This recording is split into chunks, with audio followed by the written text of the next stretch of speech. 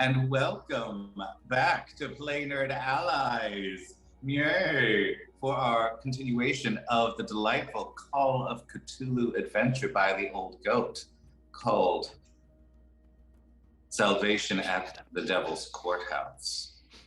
I am going to, in just a moment, turn the stream over to our fabulous storyteller here, Aaron. But first, I would like to mention the fact that in 2 weeks, we will be doing our finale of this show. And there will be many prizes and giveaways, all kinds of delightful things. So tune in then, keep a watch out. We'll be letting you know all the fun stuff that we'll be giving away then. In addition, I want to thank everybody who's here today for all of the delightfulness that we're going to be having. And with that, hey, Aaron. Hey, Kyle. Who the hell are you? Why the fuck are you on my channel? I asked myself this question so many times. Hello, yes, hi, I am Aaron. I am the Forever GM and co-founder of Queen's Court Games. We are a natural play channel doing a little bit of D&D and mostly other stuff from around the wonderful world of collaborative storytelling. Kyle has been kind enough to have me bring my horror chops over to Play Nerd Allies, and I am excited as all hell to put you through your paces collectively. The first episode, it was easy. As in all Cthulhu adventures, you start out just a little bit, slow burn, get a feel for things, and then we ratchet it up, and the weird starts to get weirden. For those of you who missed the first season, we'll have an actual recap here in just a little bit. I'll be asking the players for that, but it's important to know that Call of Cthulhu is an investigative eldritch horror game, so there might be content in this session that you find objectionable or uncomfortable. In particular, there will be gun violence and snakes. Rest assured that we have all taken our session 0 and done our safety bits together. The players have safety tools, but I want to make sure that no one at home gets broadsided by something that they don't want to experience. So keep an eye out for that. As Kyle said, we are playing the Salvation at Devil's Courthouse, a Call of Cthulhu scenario available through Miskatonic Repository by the Old Goat. And these are the people that I will be putting through the horrors in the woods outside. As we go through, I would like you to gently reintroduce your character and then give us some little bit of what happened so far. We will crowdsource the recap, starting with, on my left, James Blackburn. What brings you to Brevard? How have things been going? So James Blackburn has lived here for the last 20-ish years. He serves as the town's undertaker, forensic examiner when such a need arises, and lately there's been a lot of out-of-towners coming and getting themselves into all kinds of trouble, to the point that James just really got tired of having to deal with bodies in the woods. So at this point, he's going to go deal with the source of that, and the sheriff decided he needed to play babysitter to these 3 out-of-towners to make sure they don't end up as 3 more bodies in the woods. Totally reasonable. You know, you want a little bit of work, but hopefully just in town, right? No one wants to go out into the woods for anything, let alone to haul a body back. Especially not some reporter, not over some stupid thing, you know? Mm-hmm. Well, joining James on this soon-to-be adventure, Henry P. Klein, here from New York. Henry, how are things going? What are you doing in Brevard? Oh, yes, well, good for you to ask. I'm, of course, you say, Henry Klein, naturalist and current investigator. Well, I must admit I came mostly for the money. My studies have been slightly snafu'd due to an incident with the dean of my preferred college. But not to worry, I'm sure I will be able to crack this case with a little bit of good old outdoors know-how. Yes.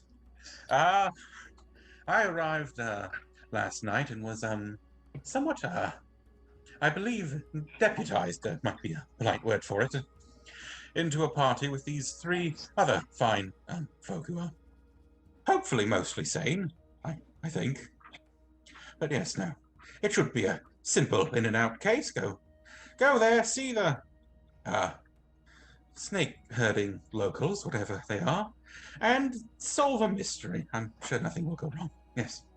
I mean, you're not here for the snake bits. You're here for the money. There's $1,000 for whoever finds the missing reporter, which even split among you would be several thousand of today's dollars, enough to rent an apartment in San Francisco for at least 4 or 5 days. Yeah.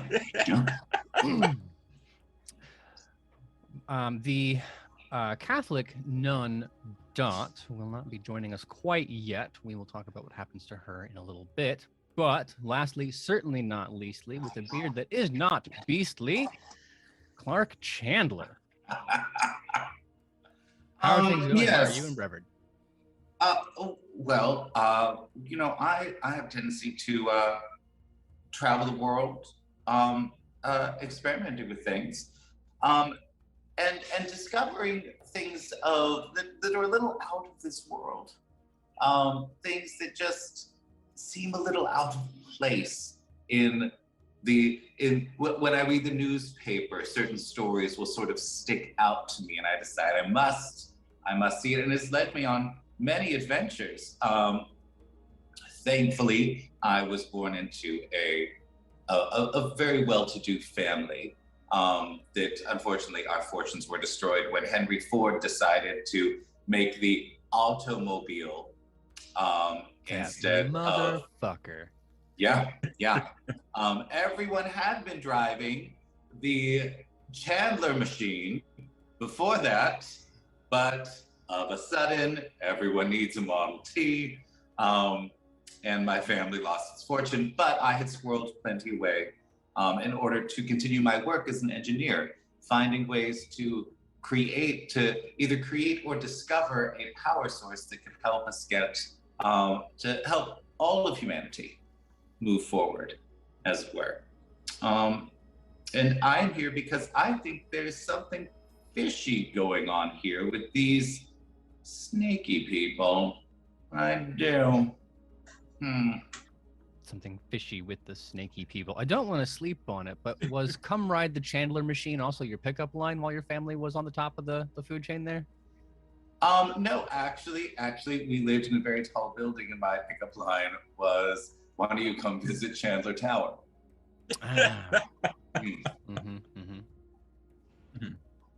We hear great things about the scenic view. Remind me at some point, Kyle, to tell you the story about a famous arch and Arabic. But for now, I will continue the story. Yes, our investigators are in Brevard, North Carolina. It is the Appalachian part of the far west of North Carolina, where New York Times reporter Bill Strickland has gone missing.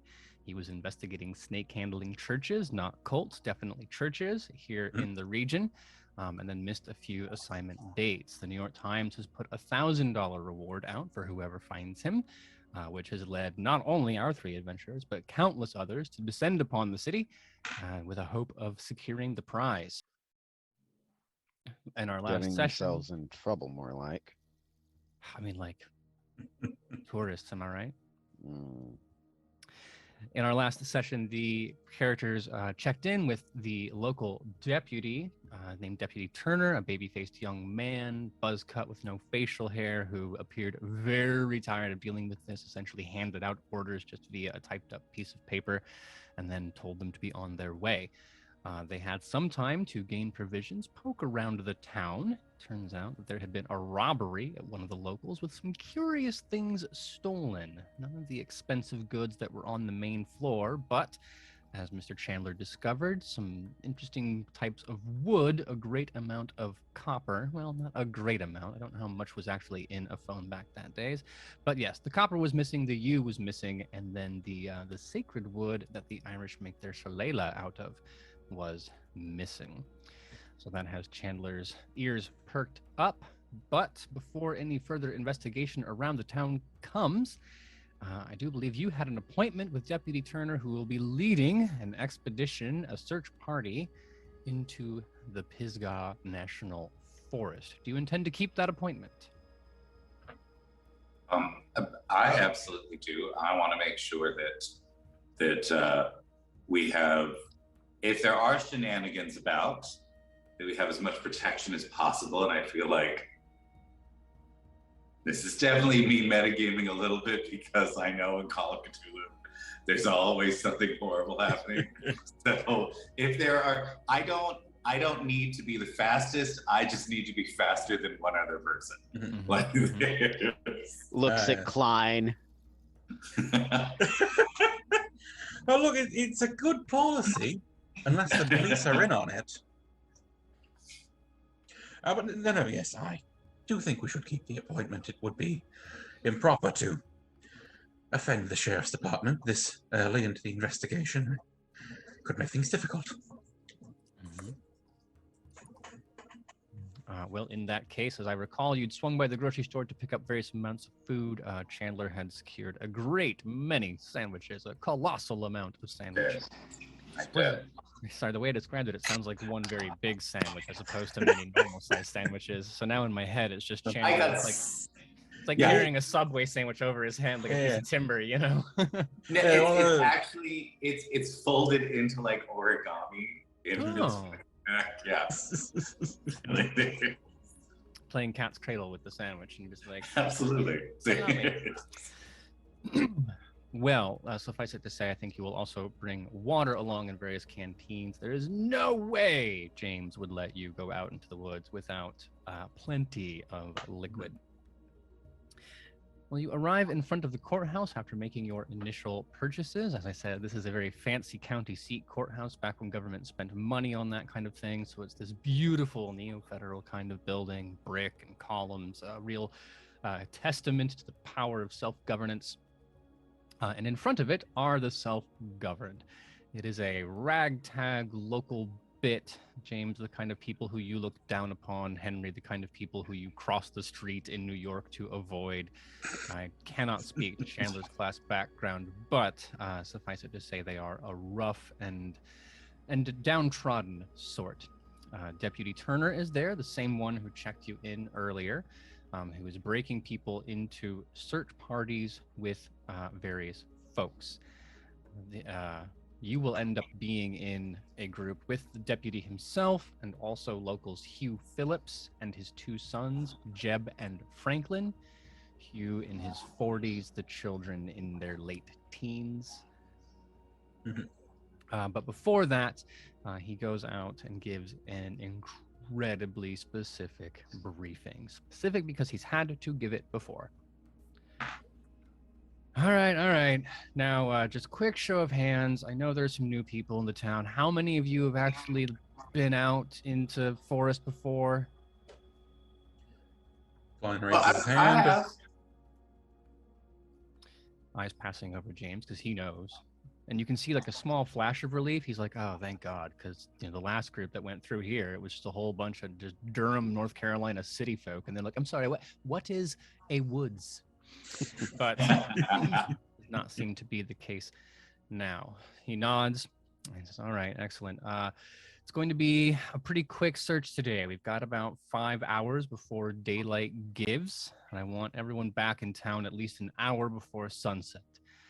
It's real easy to get lost out here. I don't need another search party looking for my search parties, so we're going to play it nice and safe, all right? James, can you grab your two friends? I'm going to send you with the Phillips and their boys. I'll be heading with you. Deputy Smith over here, he's going to take, and he gestures towards some of the other collected people. Who among you has the highest psychology skill? I have a 40%. Then I think Klein then, will you roll psychology for me? Oh boy! Oh, and I bought dice for this occasion too. Oh no, 51. All right, it must just be his weird accent. Well, you know how these are. I probably shouldn't finish that thought out loud. Excuse me. Is it normal that they don't pronounce all of the letters? You know, there's an R in that word, right? You know what Klein does, in fact, whisper that to Blackburn slightly. Oh, no. So Blackburn, yes, he's saying, what was the I'm trying to do slang in my head without making it sound just like poor people are stupid. So that's what's causing a struggle there for a minute. But it's like, he's like, why is it you all? Just rip the apostrophe out of that. Let's start from there. Look, because not everybody has the time to worry about how to say every last word. Some of us got things to do. Mhm. Oh, well, it doesn't seem like that much of an inconvenience, but I suppose I should take your word for it. Well, unless there are any further acts of class violence that the party would like to inflict upon one another, we can proceed. Is beating the hell out of a townie considered an act of class violence? I think it depends on I your feel like motivation. in the 1920s, that was in general how one solved disputes. I see. Well, let's save that for later. Yeah. So the trip out of town does not take long. Brevard is not massive by any means, so once you've gone 2 or 3 blocks, you're out of the actual city-looking part and into the shacks and the yards and the outskirts, and then within 30 minutes, it is actual no shit like virgin forest. This is... and immediately, almost, you've only made it 30 or 40 feet into the woods, where if you turn around, the verdant growth, the canopy, the green and brown has completely obscured the place that you have come from. Turner is in the lead, taking careful steps along what is apparently a game trail. Mhm. The others of you, can I have you roll natural world or navigation as we begin? I will take either of those. Okay.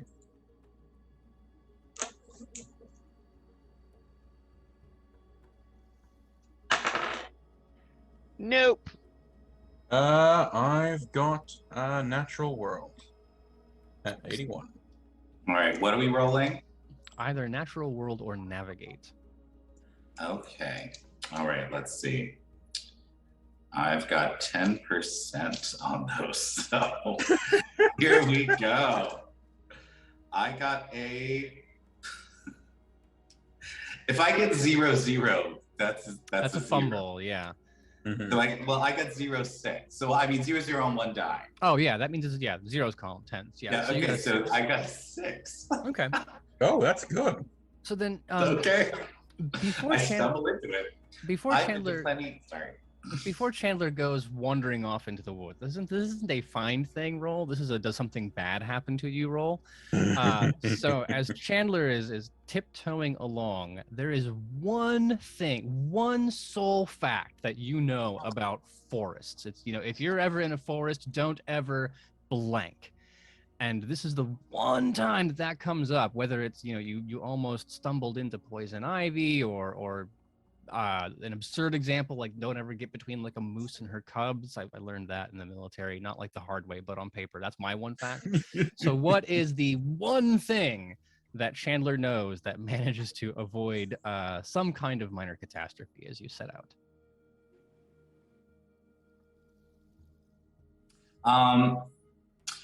I managed to... my initial thought was that I was a little peckish and I was going to unwrap a bunch of one of the salami sandwiches. Mm-hmm. And then I realized, I would probably attract every predator in the forest to our location if I did that. Because this is the good salami that you can smell, and so I decided I just tucked it back into my bag and I left it. Would have led to the awkward scenario of James coming up behind you and tapping you on the shoulder and like, "Excuse me, sir, I can smell your salami." Yes, absolutely. James, you failed, but Klein passed, and we can say that those two things cancel each other out, and there will be no small natural catastrophes. No benefits, but no consequences either. Klein quietly pulls on Blackburn's coat when he's about to step into poison ivy, perhaps. Mm-hmm. And I'm willing to bet that James, you know what poison ivy is, but at this point, you're keeping your eyes on the weirdos around you. Oh yeah. I am a babysitter. I know what I am, and I got a job to do. Mm-hmm. I wander into poison ivy, that's on me. But look back at Klein, nod thankfully. A look that definitely communicates, oh, maybe you're not absolutely useless. It will be an hour and then 2 hours and then 2.5 hours of stalking along this way. And Klein, with your success, this is when it starts to feel strange to you, because you were following the game trail out into the woods, and that made sense as a way to head in and get yourself oriented, but you haven't left this game trail.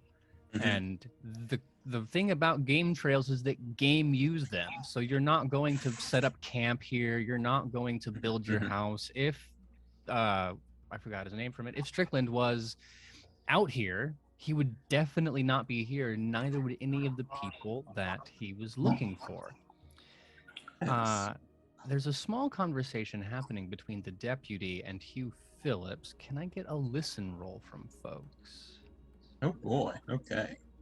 Oh, let's see. All right, what's my listen check? Oh, 20%. All right. All right. See if my 25. magical Phoenix dice will make it happen again. 41. Crap. Damn it, no. I missed. Nope. Yep, also missed. Oh, you know what? It's not too bad though. So I'm going to use 6 of my luck points. Yeah. Oh. And I'm going to make it a hit. So I do. Very well. So I think the smell of the salami is causing Blackburn and Klein to hang back a little more, making conversation more difficult. The only sound you have to contend with, the slow crunch of the crust on the bread, and then the kind of, it's not sticky, but the salami has a certain kind of sound when you chew it. You know what I mean? It does. Absolutely does. And so that's all you've kind of got walking along, and you hear the deputy. Hugh is actually upset. He's like, look, man, we both know this is what's going on. What the fuck are we doing out here? We're not going to find anything. He's keeping his voice down as quietly as possible to avoid letting information spill out to the non-locals. I'm going to try my hardest to like continue to eat the sandwich as quietly as possible. Just crunch. Chewing in slow motion. Yeah. The deputy replies, look, man, I'm on really strict orders from the sheriff, all right? This is the area that he wants searched. And if you want to wander off in the woods on your own, that's fine, but I'm not saying no to the old man. Mhm. And Clark, you get the sense they're both actually kind of frustrated about it. This, like, Hugh wants the money, and he's not going to find it on the game trail. Turner does not want to be wandering around the fucking woods for no fucking reason. Yeah. They are both upset. I'm gonna approach and just say it loudly enough that my friends can hear it. It's like, oh, it seems a little strange to me that we're on a game trail doing this. Does it seem strange to you? Because it doesn't seem like anybody would be here. Yes, sir. You raise a good point.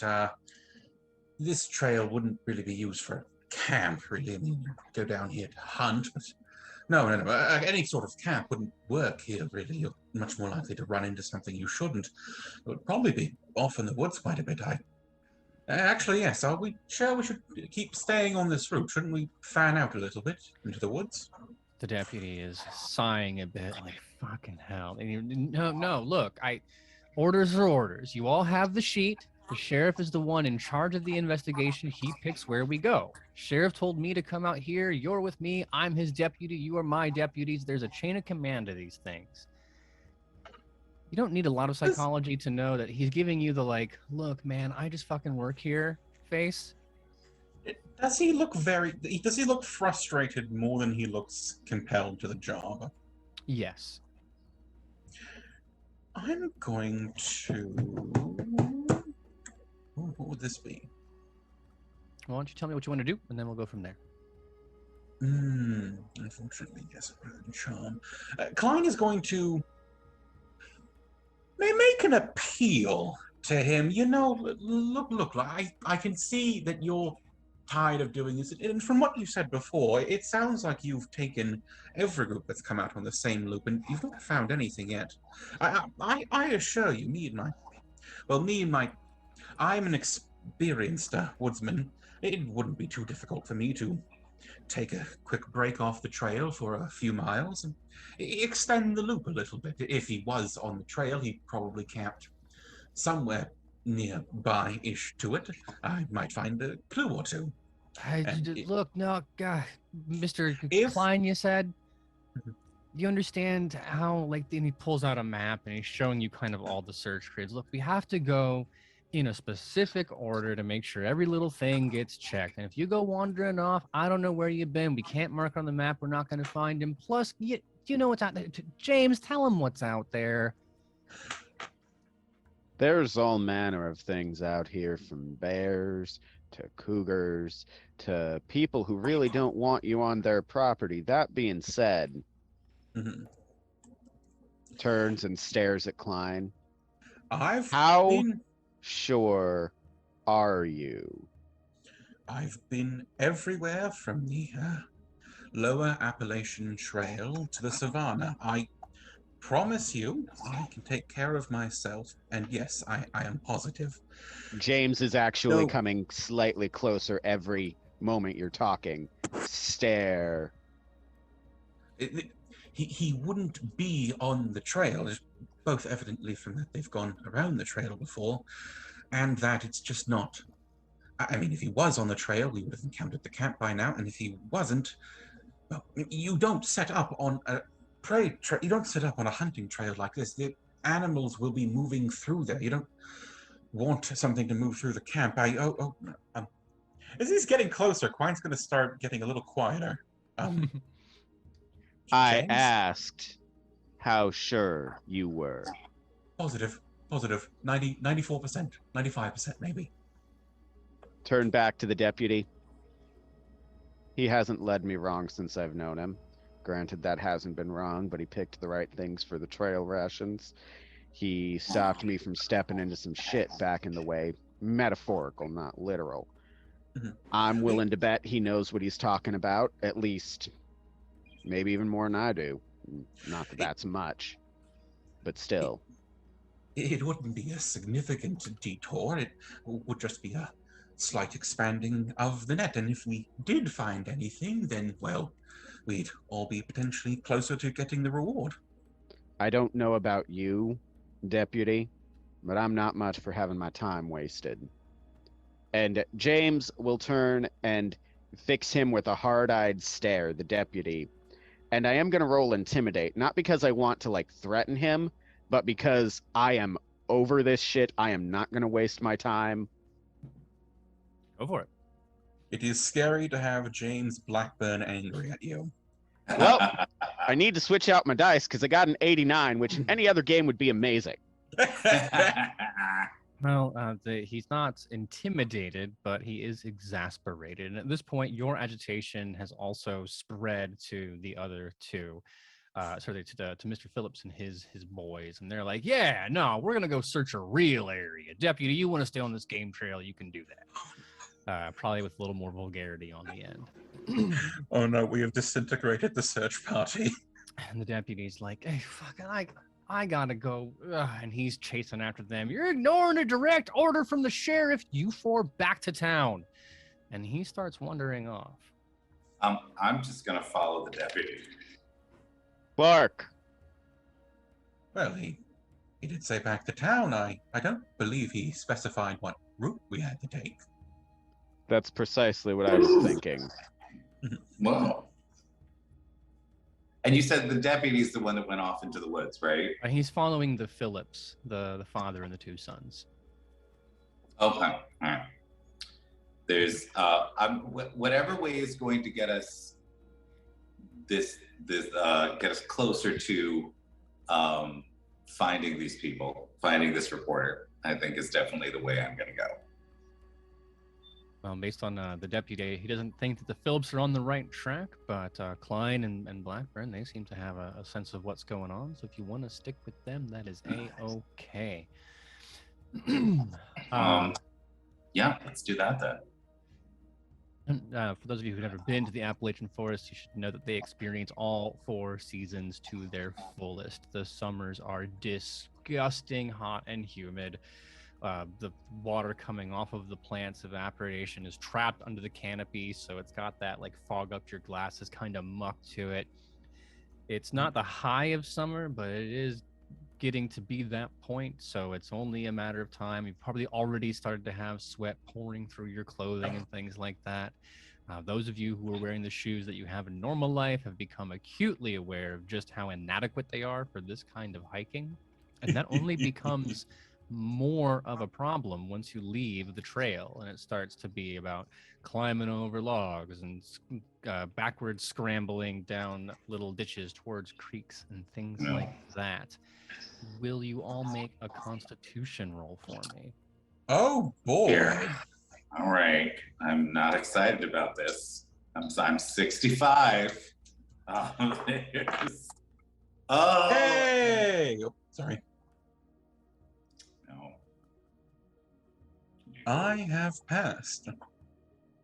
Okay. 55.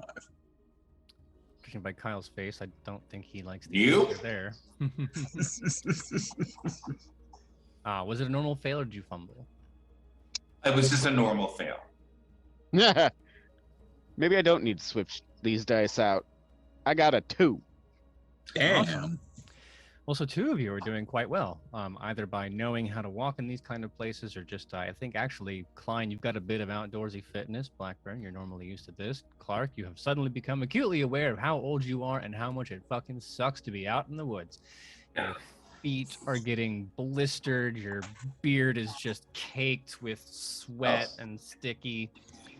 At one point you've got, you're shaking your canteen and you're like, oh man, and you go to drink it and it's got that hot carried around in a metal can all day taste. It's not refreshing. It's biologically necessary, but you don't feel any better. So you will take 1 point of just HP damage from the. I feel like that's very rude. The ardor.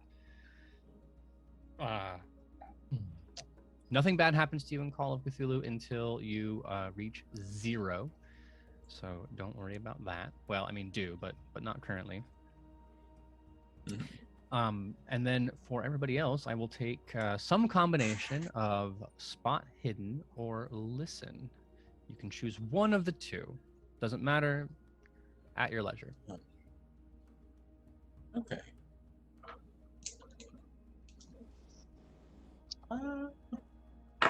I'll roll for spot hidden. Oh, you know what? I rolled a 45. My spot hidden is 40. Oh, you go first. I got 24 on a 25. Was that Spot hidden or hidden. listen? Okay. Klein, what says that? I was going to say I'd spend the luck points to reduce my 45 to a 40, but if James has got us, James has got us. Mm-hmm. And Chandler, how'd that go?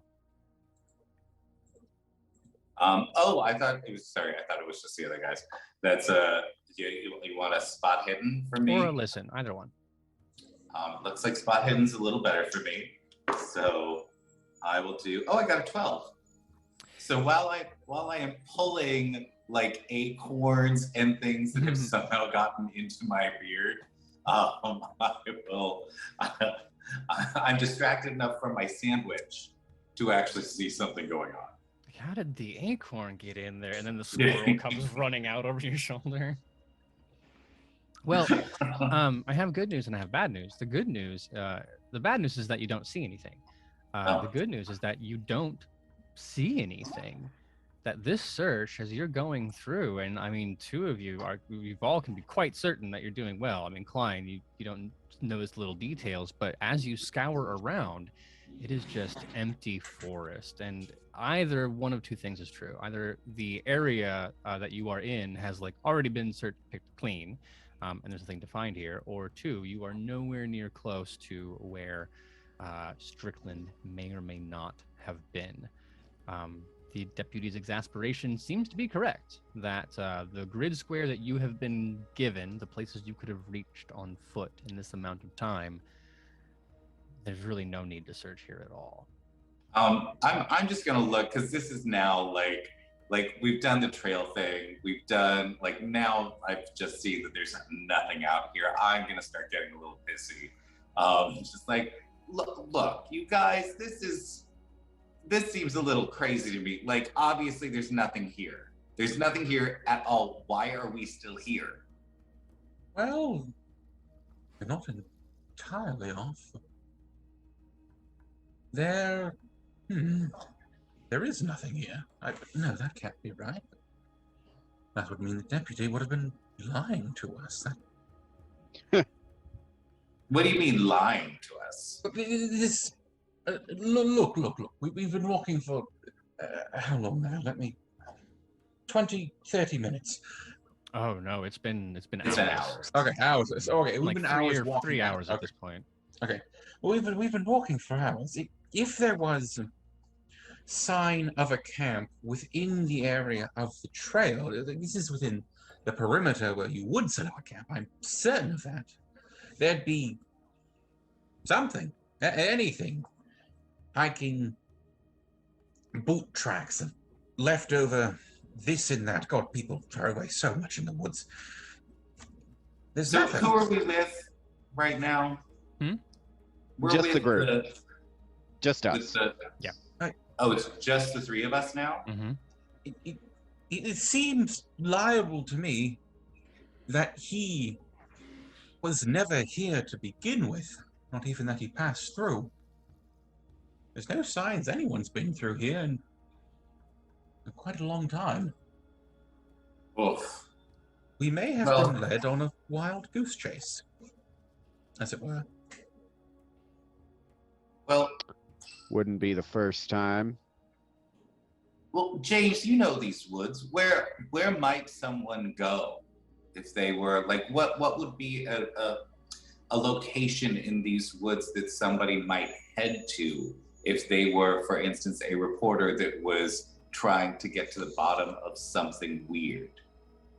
Well, is it known what the reporter was after? Yeah, he wanted to get a meeting with the leader of that snake church. His name escapes me at the moment, but I can find it for you here in a second. Where those people keep their camp or their enclave or whatever is less well known. The Jasper Lee Webb was the snake handling enigma. He is like 94 years old when he died, and that is where the reporter was going out to go. So James will start. Now, if you think I go playing in the woods just because I'm me, you're much mistaken. I come out here when I have to. I like being in, well, I come out here when I have to, not for fun. But it's what he was after was information about the snake folk. And where their camp is, they don't tell you unless you're going to join up. Now, they tend to go into town every so often to preach and recruit. I've tossed 3 of them out of my parlor before. And when I say that, I mean I have thrown them out bodily. They ain't come back after that most of the time. So I don't know. Oof. Are there any structures out here? Is there anything out here that might be, that he might have used as a waypoint? No, based on your spot hidden and kind of what the deputy's been going off, based on what you found and what the Philps were grumbling about, like, no, you have been sent as far away from where it might be as possible. Where did the other groups go? They wandered off into the not plot important part of the woods. I think it was just called Separate the Parties County. It's north of Dramatically Appropriateville. Yes, I know that place. love It's that south place. of Narrative. Yeah. Great place.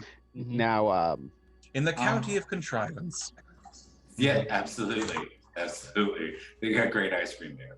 That's the best. I think, well, at this point, I don't really see the point. And I think I brought like 12 sandwiches with me, and I'm like, I've only got 7 sandwiches left. So Jesus. Even I don't eat that much, and I'm twice your size. You are.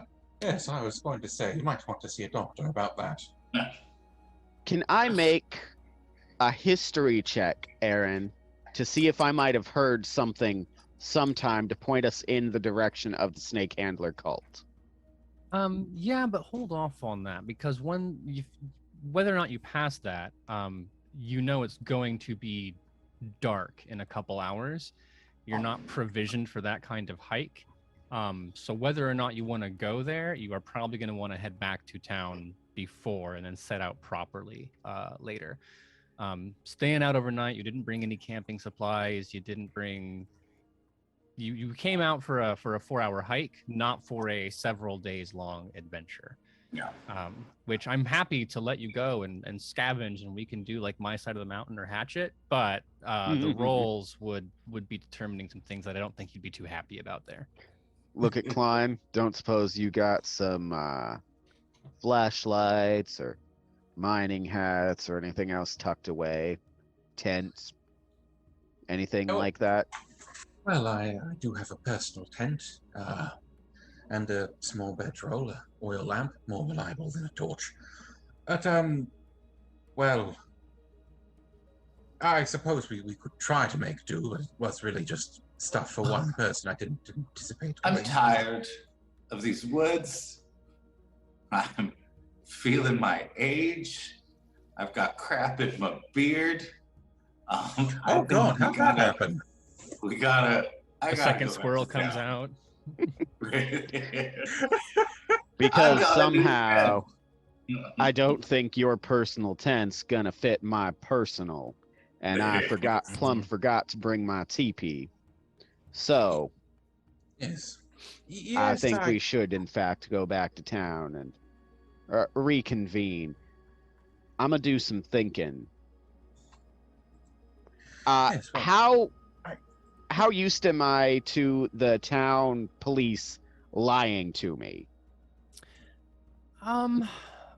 Well, we've established that the town has a tolerance for the old ways, which includes both folk tradition and also indigenous tradition. They're not these aren't like 1920s H.P. Lovecraft police, where they are alarmingly racist but also totally oblivious. So I would say probably they're not Mounties. Good. Yeah, I cannot speak to the Canadian government, but I'll take your word for it. I would say that they're normally upfront with you, as upfront as 1920s police would be, right? Like they're not especially going out of their way to screw you over. They are not especially eager to avail themselves of their secrets, but normally it's just a normal standard relationship, because eventually you have to bury the body, right? So, and yeah, they're the kind of police officers who totally know where the moonshine stills are, but they get a cut and they're not really hurting anyone. So so long as the feds don't show up. Yeah. Or if the governor needs to, do something for election season, they might go rustle up somebody. But for the most part, it's just about keeping a quiet peace. So this is kind of odd, is the point, ultimately. Yeah. All right. The deputy, and I want to make this part clear, the deputy, if there's perfidy, there's subterfuge, it's not coming at the deputy. He is doing what he is told, and then telling you. So if you have beef with someone not being forthcoming, it would be the sheriff. All right. Let's go back to town. Lead the way, Slick, looking at Klein. Oh, yes, of course. After me. Actually, and as they're walking back, Klein is going to ask, you mentioned that the snake handlers occasionally came into town. Did you? Yes. Where did they come into town from? What side do they enter from? Now that's a good question. I've never seen them come out of I've never seen what road or what direction they come. I keep myself busy and I keep my nose to the ground, such as it is. That being said, There are other people who might know.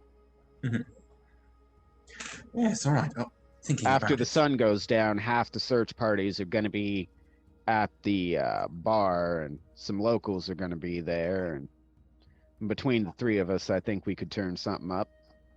Mhm. Yes, yes. That could give us a start. If they are somewhere out, which way they enter will probably relate, and then it's a matter of following the most natural trail out there. It's a shot anyway. Well, on the topic of Although- natural trails, can I get navigate rolls? Oh dear. Oh, fun! Oh dear. Right. Let's see. I don't imagine I'm gonna magically make this happen twice. Nope. Oh! I am not. I Nope. got a 5. Thank with a God navigate Klein of is here. 70. Right? Klein in the lead with his compass and his latitude and longitude charts, and yeah, you would have been fucked out here in the dark were it not for Klein. So yeah, Klein does manage to get you back. I will need another Constitution roll as you hike your way out. If you pass, you're fine. If you fail, take another 1 point of hit point damage. But as those Oh, I things, got a 0-0. all zeros. Yeah. Oh, that is a fumble. So as you are, let's say the 2/3 of the way back, and Clark, you just can't. What goes wrong? Is it exhaustion, twisting an ankle, something? But the scene is that Klein's in front, you're falling back with Blackburn, and then it's just. Yeah. I'm breathing very heavily from the amount of salami that I have eaten during the day. And fucking acorns in my beard. Like, I'm breathing really heavy with my head down, and I just accidentally swallow one, and I start choking on this acorn. And I'm just, Oh my God. I believe first aid would be the Heimlich maneuver, something like that. Or if you have medicine, for some reason, you could use medicine to help him. As it happens, I do have medicine. And my constitution is extreme. Extreme success. I'll get back to that in a second. Mm-hmm. Got a 34 on a 70 for medicine.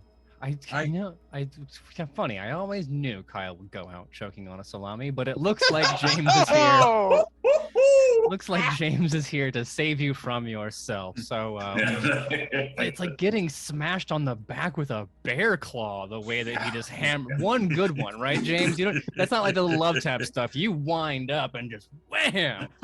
Oh, it's very surgical, but it's also there's some irritation in there. So he's probably getting lifted up a little. Yeah. Wow. There's probably a broken rib in there somewhere. Probably hits you just as hard as Phoenixy Wiki Wacky has arrived with the raid. So, Oh my God, Phoenix! welcome to some Call of Cthulhu. I think I put one extra syllable in there, Phoenix. I apologize. You're a monster. Phoenix Iwaki is part of our fabulous Rolling Together stream team. So thank you for coming and raiding into us. That's amazing. We are in the middle of a fabulous Call of Cthulhu game, where it is all about, Call of Cthulhu is all about like weirdness happening. It's like a slow burn and then things start getting crazy. So we are discovering that there are some things that are not quite right in the town that we are in currently. So stick around and see all of the fun stuff. And if you like Call of Cthulhu, the adventure we're playing is available on Drive-Thru RPG. It is by the Old Goat, and Lando will throw up that link. So go and grab some of that. That will be absolutely delightful. And I just turn it back over to our fabulous storyteller. So there is indeed exhaustion. James, so first of all, I'll get your extreme success in a second. Klein, did you pass or fail just for me? Yes, I think I got an 8. Okay. For a second, I was terrified I got an 80. I am not used to rolling physical dice. Well, Clark, you did fail, so you will take 1 hit point of damage just from exhaustion. You do not take more because James, and now the more that I think about it, it's not even like a slap on the back. It was a closed fist, like pounding on a door, right? Does that make sense? Two-handed fist punch to the back. Just clunk. I've got like a bruised spine. Surgical, but again, there's some irritation in there. Mm-hmm. At which point, After which, James is just gonna bodily lift Clark and throw him over his shoulder. Carrying him out of the woods. Oh, how embarrassing that must be, Clark. That as you finally break through that last 30 feet of forest and the town starts to spill out ahead of you, that it's Klein just like trucking along as a professor, and then you, the 68-year-old man, just draped over James's shoulder being carried. I'm not dead yet. There, you'll be stone dead in a moment. Oh, man. What would the joke be that somebody would have seen Clark coming by and being like, oh, next time, James, you got to bring up a papoose. Intimidate check. How's, I got a 53. I will spend 4 luck points to make that a success. Oh, no, wait. 53 is already a success. Never mind. What do you, so this townie is kind of like poking fun at you, and then you come back with... Stare, dagger death.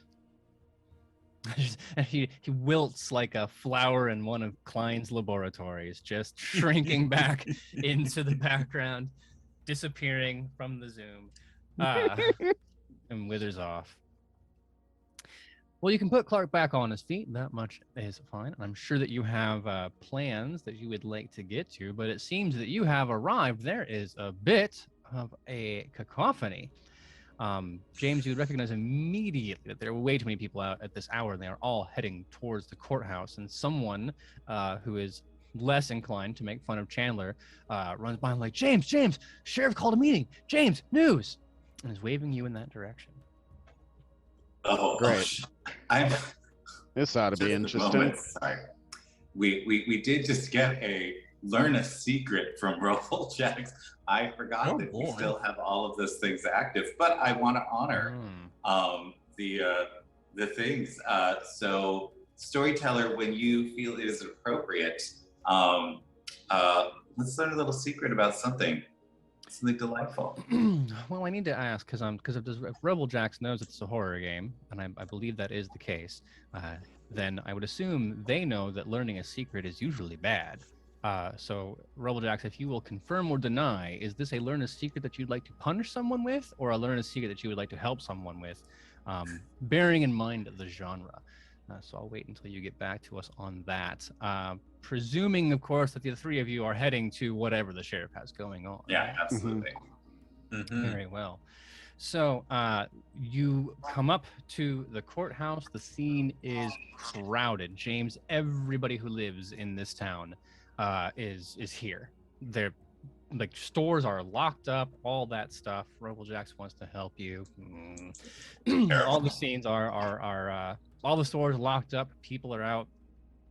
There are reporters, like actual not missing reporters here, because the sheriff has rung the town bell insofar as the gossip mill is concerned, and everybody's showing up.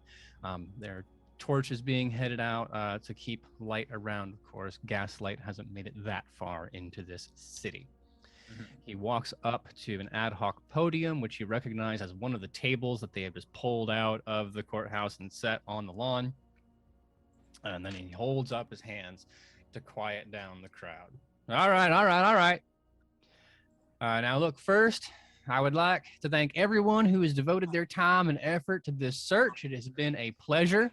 And allow me, on behalf of the great state of North Carolina and the wonderful people of Brevard, to thank you and commend you for your professionalism and treatment of the area and its locals.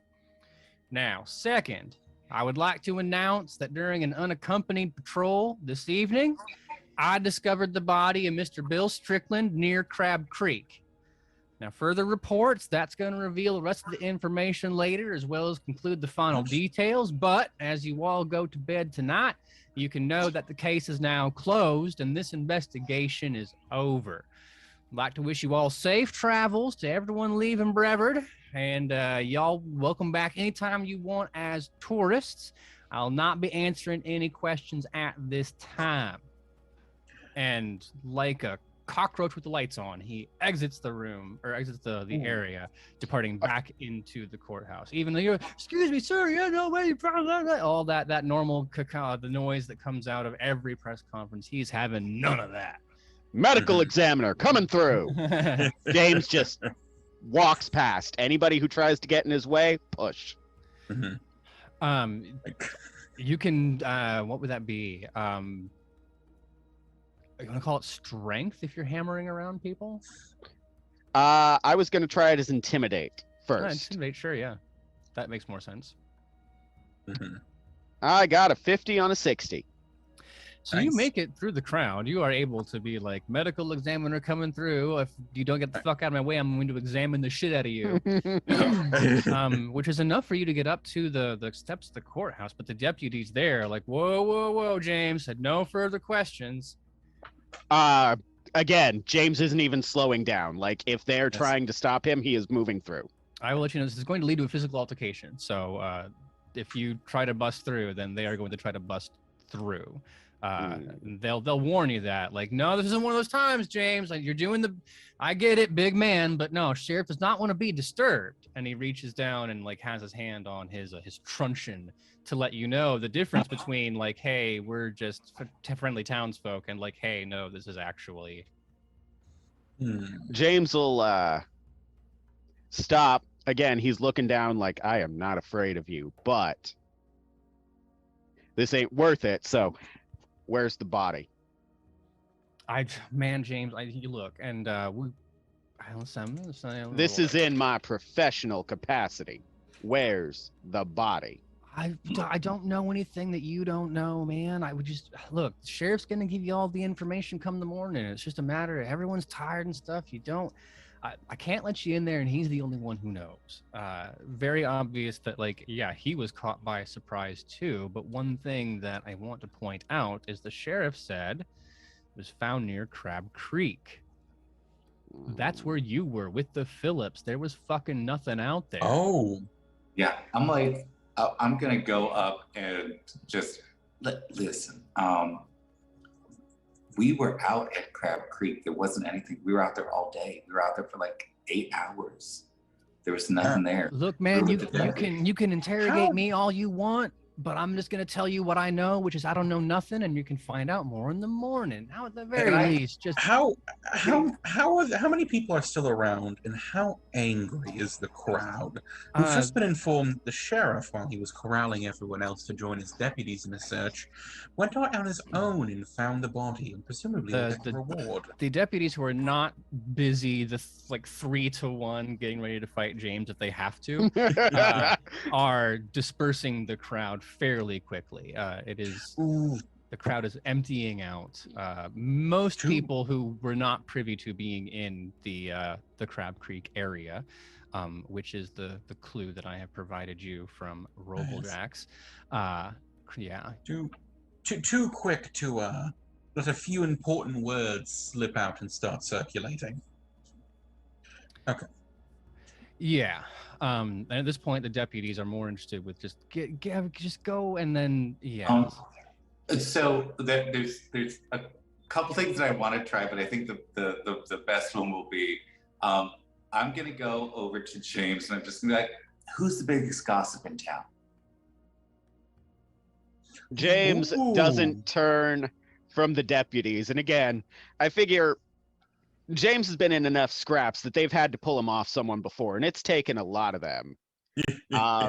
So he is standing immovable object and just glances over. Well, that'd be Betty Duval. Do you see her in the crowd? Always Betty Duval. Yeah, fucking Betty. You need something ruined, call Betty. That's what they say. Whether or not she's around, it would be a question of going to find her right now. So if that's a road you want to pursue, yes, but you would not be able to do that from the steps of the courthouse. Then while I'm on the steps of the courthouse, I'm gonna pull out a couple, some cash, and can I do a credit rating thing to see if I can bribe one of the officials? That would probably get you arrested if it goes wrong, just so you're aware of the consequences. It will be difficult to investigate from jail. That's true. That's true. I mean, you're welcome to try. I'm just telling you that if you instigate this any further, they'll be like, look, fucking out of towner. That's not how. Maybe that's how we do things in corrupt industrial. It would have been at this point like the Carnegie family. All day they're used to that. No, that's not how we play. And then you will end up in a cell with like a bucket to shit in and no bench until they decide what. We don't take kindly to that kind of tomfoolery. Not from out of towners. This is old Appalachia. There's no trust in government or city folk. James, they'll wave off. Chandler will rot in that cell while they wait for the circuit judge to make his way over here in several months. Then I think I'm gonna start sort of tap James on the arm and be like, why don't you show me to Betty? Why don't you show me where Betty is? Look at the deputies. Look past them towards where the sheriff scuttled off. Make that sound in the back of your throat when you see a cockroach and know it's going to have to get dealt with. You all have yourselves a nice night. From them, it's just like, oh, thank God. Because, I mean, like, we could have taken him, but one of us would have gone down, and could have been me. Like, they could have taken me, but two of them would have gone to the hospital. And actually, maybe not. I got some interesting ideas. Regardless. Well, there are a couple things. One, I'll just let you know that at this point, the sheriff is the only one who has answers, and his deputies are guarding him from that. So if you're going to go to Betty to ask her for information, I can tell you right now that Betty does not have any information. Oh, no, I think I understand the plan. I don't think it's information he's after. No, it's not. If you want to inspire a riot in this town, we can go that direction. But en route to that, James, because if you're just going to go room wrong, that makes sense, then we will go. But en route to that, James, your attention at the very least will be pulled to the side. You are going to go down the main avenue heads, we'll say east-west, and that's the courthouse in the center of town and shops along kind of that main drag, or if you are from across the pond, the high street. And then there are north-south smaller side streets that connect to other bits. So as you're heading down the main avenue towards the quarter of the city where Betty lives, you see three young men. You would recognize them as a kind of local, not roustabouts, that is not a word I would use. The little dickhead teen kids, the rough rousers, the bullies, the ones who, they torture animals in their spare time. And in the 1920s, it's only a matter of time before they become, the 1920s and the 2020s, it is only a matter of time before they become law enforcement officers. Yeah. Those kinds of kids. They are harassing an elderly Native American woman. I don't know if you would know her personally, but her name is Sally Ahoka. So you see these three kids ranging from like 14 to 17, and they are terrorizing a full-blooded Cherokee woman with ivory white hair. It's almost down to her waist, and it's braided. She's wearing a mix of traditional and modern clothing. The children, of course, are all in modern clothing. She is holding on to an older, very saddle-broken, barely can clop down the street at a walk mare. And they are preventing her from leaving. They're going to scare the horse if it tries to go away, arms up, and you hear them. The word that is going to come across your mind that isn't a slur is witch.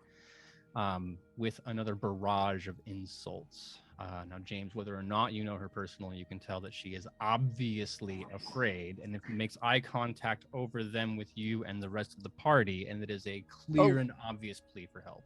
She is gonna make eye contact because as soon as James sees this, he is turning towards them, and he's making no bones about it. Hang on. What would you call a composure roll for this game, Aaron? POW. You want a POW for that? POW is your willpower. You're keeping it together still.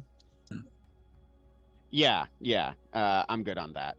So that means that James is going to walk right up, You got one chance to go home tonight. Make an intimidate roll. 31. Is that a success? Yes. All right.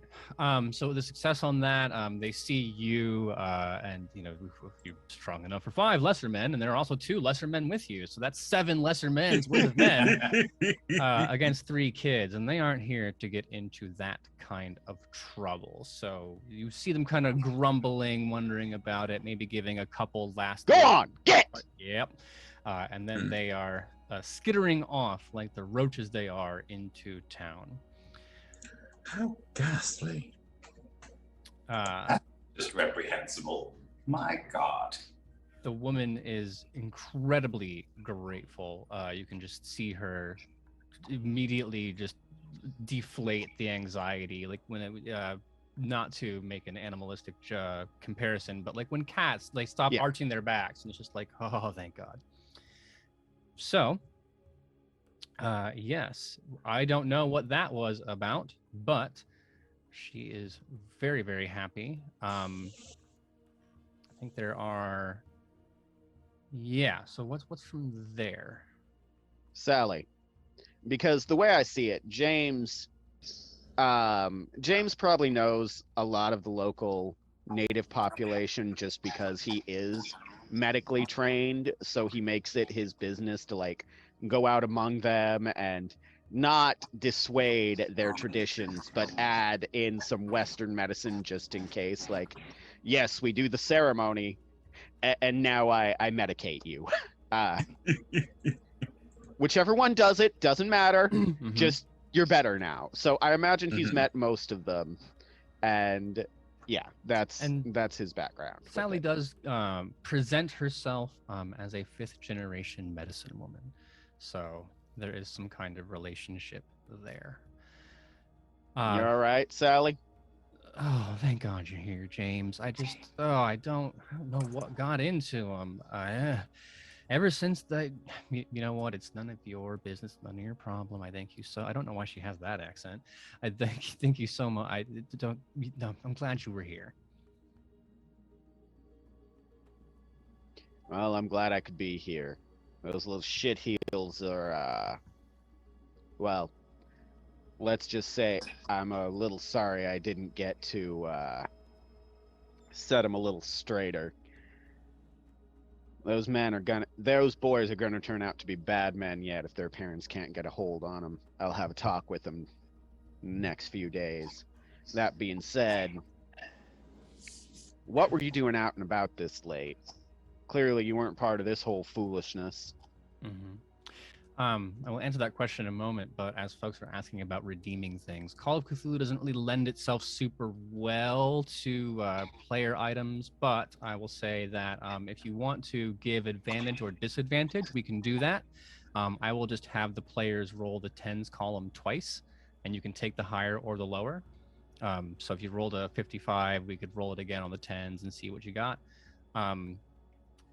I think, those 2 are pretty easy. Yes, I don't know if you noticed, but Roval Jacks did actually clarify what they wanted to happen. Yeah, I did see that, and that is why you have one secret coming. That was the first little bit to get you moving. There's a second one, and I will only make it a quiet sanity penalty instead of a massive one. Hooray! Take the edge lovely. off of that. Returning then to Sally and to James, I'm going to go and say the other 2 of you are at least participating in this. So while this conversation happens, remind me the last thing you said, James. What were you doing out and about this late, Sally? It's obvious you weren't a part of this foolishness. Just... No, and she pats the saddlebag on the mare and says, I was just here to get a few things for home, and then they just came confronting me. That conversation is going to continue, but I will say that Clark and or Klein, as you are looking around, there is a book that has fallen out of someone's pocket, and judging by the text, the Holy Bible on the front, you are pretty sure it's not James's, and you're pretty sure it's not Sally's. Ooh. But I definitely want to go look at that. So I'll have you pick that up and you can look at it in a second. But James, yes, she goes on to explain, they've been following me around ever since.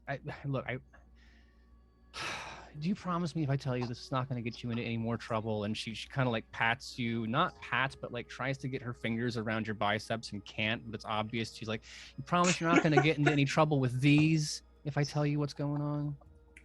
I make a promise that I will not do something stupid tonight. Tonight, James, if you speak any Cherokee, she'll pass a phrase like ancestors help me with this one. I mean, like just just a little bit of exasperation, but in a motherly way that knows, she can't stop you, but it was worth a shot. She tells you, I ran into them digging a grave at the Cathy's Creek Cemetery 2 nights ago. And they tried to scare me off and then they cause a problem. But I mean, I was on my mare here, who she would definitely have named, and I don't have a name handy. And I escaped. I got away, but now they've been chasing around. And I keep telling them I didn't tell anyone what I saw. But they saw me here at the courthouse today, and I guess maybe that's why. And that is where that will go. Clark, as you investigate the Bible, it is a totally ordinary Bible, but if you open up the front on the inside of the cover, there is a verse hand-stitched. Mark 16:18. I don't know if you have, what's your religion at, or your EJU? My EJU is at 103. Oh, then you would know, you have it quoted. The verse that is quoted there is, they shall take up serpents, and if they drink any deadly thing, it shall in no wise hurt them. They shall lay hands on the stick, and they shall recover. That last part I said a couple times in college. The worst person I've ever met. So you yes, everyone rolls sand for that joke. So everybody has that information. Mark, sorry, you are Clark. Mark is the person who wrote that gospel. Clark, then this kind of puts them in the there's a little bit of snaky stuff going on. That is weird. But James also, yes, you know what has happened. Sorry, did you say 2 days ago they were digging a grave? Yeah, it's been 2 days ago, yeah. James, there hasn't been another death within the past few days other than the disappearance of Mr. Strickland, has there? Not that's made itself to my office. Well, if that were the case, perhaps the sheriff has not been entirely honest when they found the body. Just now picking up on that, are you? I did. Oh, hush now. I thought something was suspicious. I didn't think that they had been stashing a corpse for a number of days. I'm gonna as I'm absentmindedly sort of flipping through the Bible to see if there's anything like in any of the margins or any notes. If there's a hand-stitched thing, there might be other things. This might be like a family Bible. I'm just gonna accidentally bump into James and just like, I think they might be part of the snake cult. What makes you think that?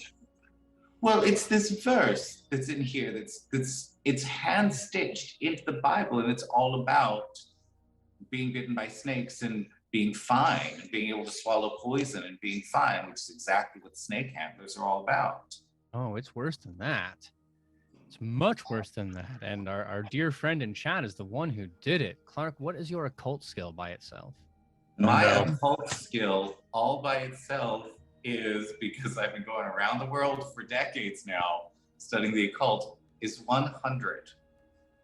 Then you can the part about the snaky bit on the thing is the least alarming part of it. It's the body that gets it to you, because there are certain things, certain books from certain places. There's a legend of a man who strode out into the empty quarter of Saudi Arabia in the days of Mesopotamia and the days of Nineveh, and met there underground with a race of pre-human people who were advanced beyond all of the things that we know, and not advanced like they have the internet, but advanced like they could do things with their minds. And he returned with this book, Al-Azif, known in the English as the Necronomicon, and inside were the spells and secrets, allegedly, that one might be able to use to escape death. You could take a soul and prepare it for transit from body to body. And in order to do that, you would need certain things. For example, you would need coils of copper to wrap around the body. You would need a piece of you to put between the teeth, and then a grid of the blackwood to use as a focus for the spell. And you would also need a sacrifice. Oh, shit. But before we go any further, it's been about an hour and a half, so Yeah. that little knowledge seems like the perfect cliffhanger bit for us to take a break on. When we come back, I will let Clark explain this to everybody else, but for now, how about we don't have a hydrate emote in chat, so we will have to go and do our hydrating on our own terms. We'll use the little keeper's room, have people come up. Kyle can take care of what's in his beard, and we'll be back in like 10 minutes. Does that sound fair? Sure. Sounds fabulous. Awesome to me. Viewers, please don't go anywhere. Kyle, I'll get back to you. Fabulous. Thank you. Everybody, while we're hydrating, you do it too. Go look outside, see the sky, touch some grass, do all the things. Keep us here, though. Make sure that you come back to find out all of the insanity that is going to ensue as we continue with the fabulous Call of Cthulhu adventure by the Old Goat. Huzzah! I think in this case the insanity. Welcome back. We are in the middle of a fabulous Call of Cthulhu game with our storyteller here, Aaron. Very excited. It is from the Old Goat. And it is called Salvation at the Devil's Courthouse. I lost the first word. I was like, what is the, starts with an S. My sanity points are going already, so that's very sad. Welcome to all the fabulous people that joined us during the break. And I'm going to turn this back over to Aaron, who's leading a delightful adventure. Yes, welcome back, everybody. If you are joining us just after the break, we are in Brevard, North Carolina, where our investigators have been following the trail of a missing reporter. There's a $1,000 reward out to find the New York Times reporter who was researching snake churches in Appalachia. They went on a jaunty little hike through the woods, spent several hours. Chandler almost died. James Blackburn saved him from that. And turns out it was all for naught, because upon returning to town, they found out the sheriff himself had located the body, and there's no need for any further investigations. Of course, they did not believe that. Nope, not for 1 second. And James, a hulking Native American man, was ready to beat down the courthouse doors himself when the others suggested maybe they check in with the local gossip monger. Along the way, they found Sally, I've forgotten her last name. It's not Ashoka, because that's a Star Wars character. They found a Sally Ahoka. Ahoka. I was so close and yet so far. They found Sally Ahoka, an elderly Cherokee woman, being accosted by some young ruffians. James scared them off with glare alone.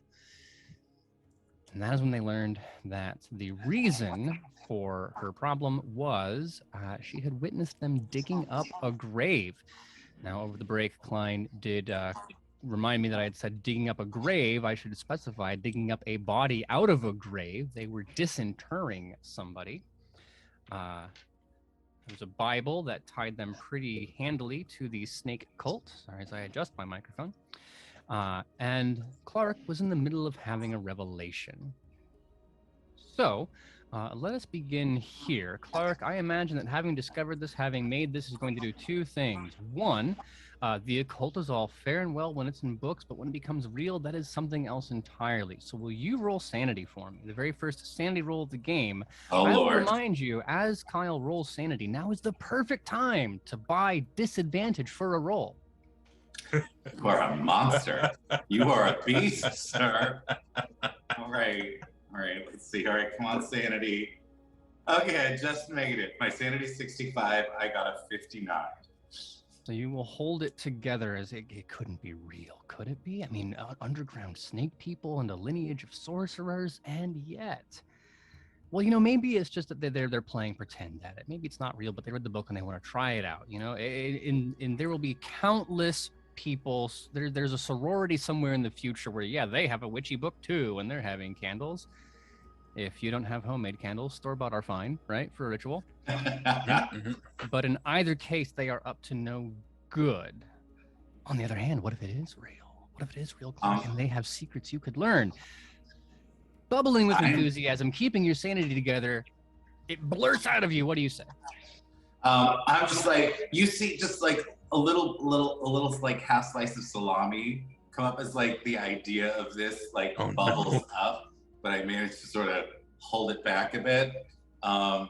This is insanity. No, this can't be right. This can't be right. This can't be right at all. Oh my God. This is, wait, but they're from the time before man. It's just, it would be insanity to even touch that. Who would even dare to do that? I mean, who could dare to do that? It's Mr. Chandler. The ingredients. What? You're babbling. It's not babble. It's not babble. It's important. And they could do terrible things. They could, with the ingredients that my they God, know. man. Get yourself together. I will not be spoken to by some Clark. After the woods. Know nothing of what's truly going on in the world around you. Why don't you fill us in then? They could be bringing someone back, and that never ends well. That never ends well at all. It always starts something horrific. Oh, good God. But who would even have the power to do that? I mean, they have the items that they need now, but who would have the power to do that at all? And he just sort of he's going to keep sort of rambling, trying to like sort of sort this out like everyone else just not even there. James, is he having a stroke? No, I'm not sure what he's on about. You want to fill us in there, Clark? Time before man sounds awful serious. He keeps going, and you sort of pick up throughout this that the things that were stolen,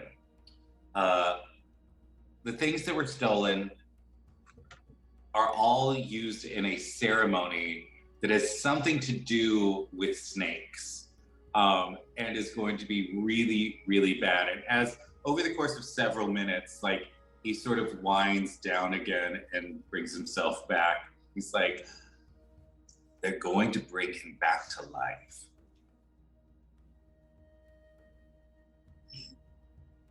Klein just looks at him.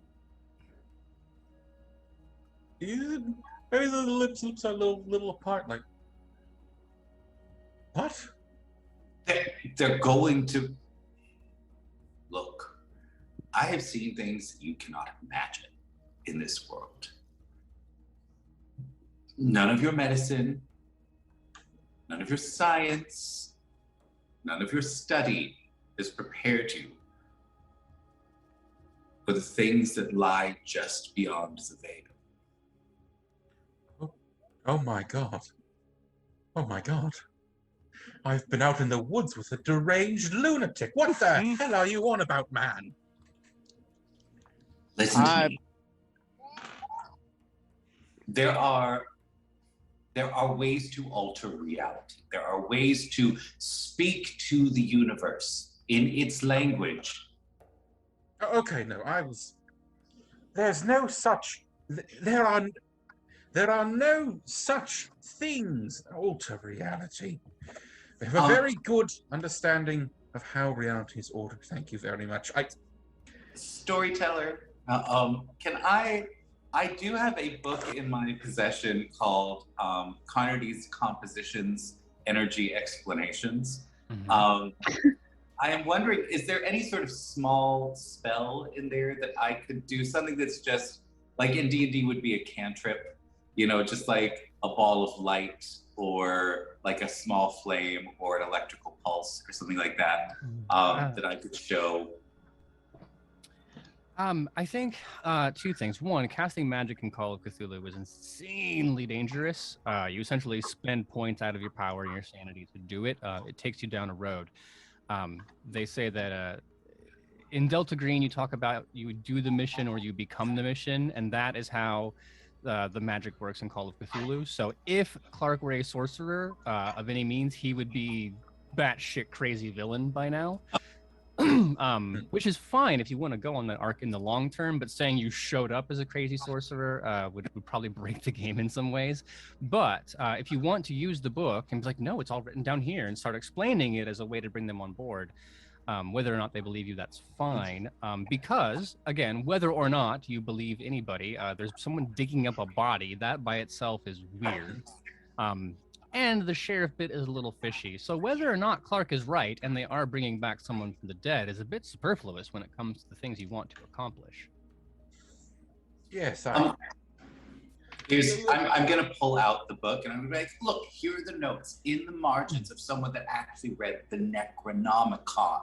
They actually read it. Wait. What this book looks like? Because it's not like you bring out like the Traveler's Guide to Restaurants. This has got to be some. Oh, no. This is describe this thing. So Carnadine was someone who was obsessed the same way that I am with sort of a form of energy that could be harnessed for the collective good of the world.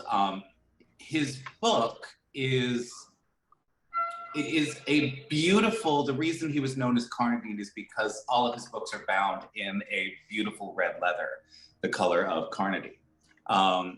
It is very old, and you can tell that it's been very well worn. And it is, in fact, not a bound book. It is something where you can add pages. So it's more like there's binding in it, but it's sort of like you can tie it and untie it to add new things. And there are pages of all different sizes from all different kinds of books. Some of them have been preserved in certain ways, made them a little more stiff than the other books, than the other pages. But as I open it up, I just start sort of flipping through the page. And I see here, this book, this page came down from about 600 years ago. A mad monk was writing this, mentions these things, and I start sort of flipping through the book. Has Chandler ever been to college? As what? Has Chandler ever been to college? Oh, absolutely. Well, no. So he didn't go to college. He had private tutors his whole life. He might recognize the look Klein is giving him with his nose pinched above his fingers is the exact same one a very irate professor might give a student who raised his hand to say an absolutely inane question that is just taking up everyone's time. He's not reading the books. He's not taking this seriously. All right, Mr. Chandler. It appears there is some kind of collective malarkey. Regardless, a body has been exhumed. This... You're malarkey. Dear me, an exhumed body? And we're stuck here listening to his flights of fancy? We should probably go deal with that? Well, I suppose there is potentially one merit. If a man like Mr. Chandler here believes in this nonsense, I am certain some backwards Jacobites might as well. Perhaps they have exhumed the body. Perhaps they have exhumed the body for the reason he has stated. James is raising his hand. Yes? James might be muted. I was muted. Now, Slick, you want to run that moniker by me again? What you just said? Who is he Yakabal. saying this to? To you, Klein. Jacobite? Oh, I didn't mean Backwoods Jacobite. I didn't, of course, mean anyone in this town. Just, well, this snake handling religion seems to be of the reclusive mountaineering kind. Gonna let that tension sit there for a moment because Dot has appeared. We will say that the kerfuffle in the town square roused Dot from her position at the local parsonage, and then she saw the gang rolling off down the street. She's like, "Hey, wait, those are my people," and has just decided to chase and arrived just after the end of this. So we'll say that Dot has come just in time to see Clark losing his mind over people coming back from the dead, and you've caught her up respectively. I'll also remind you that Sally is still here. So if you wanted to get directions to the cemetery from her, she would be happy to provide. The question, though, assuming this conversation does not extend on into the morning as you go back and forth over whether or not Klein is racist and whether or not Chandler's insane, eventually you will decide to set those things aside for the moment to deal with the problem. So I have two questions. One, are we doing this now, or do you feel the need to prepare, to wait? And then two, what are you going to get out of Sally before she departs back to her own way? And I definitely want to. Go ahead. And it was those three young boys who just left that started spotting you and talking about this, right?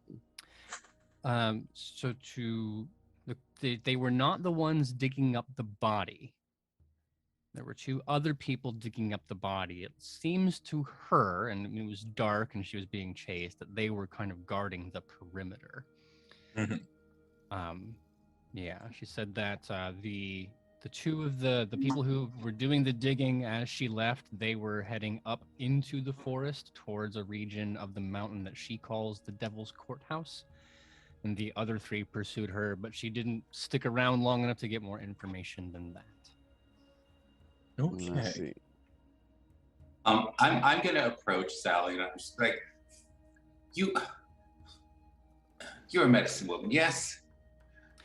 After your babble through the thing, she looks at you with a bit of a, I would say it's concern, not extending all the way into wariness, but she's definitely cognizant of her personal space.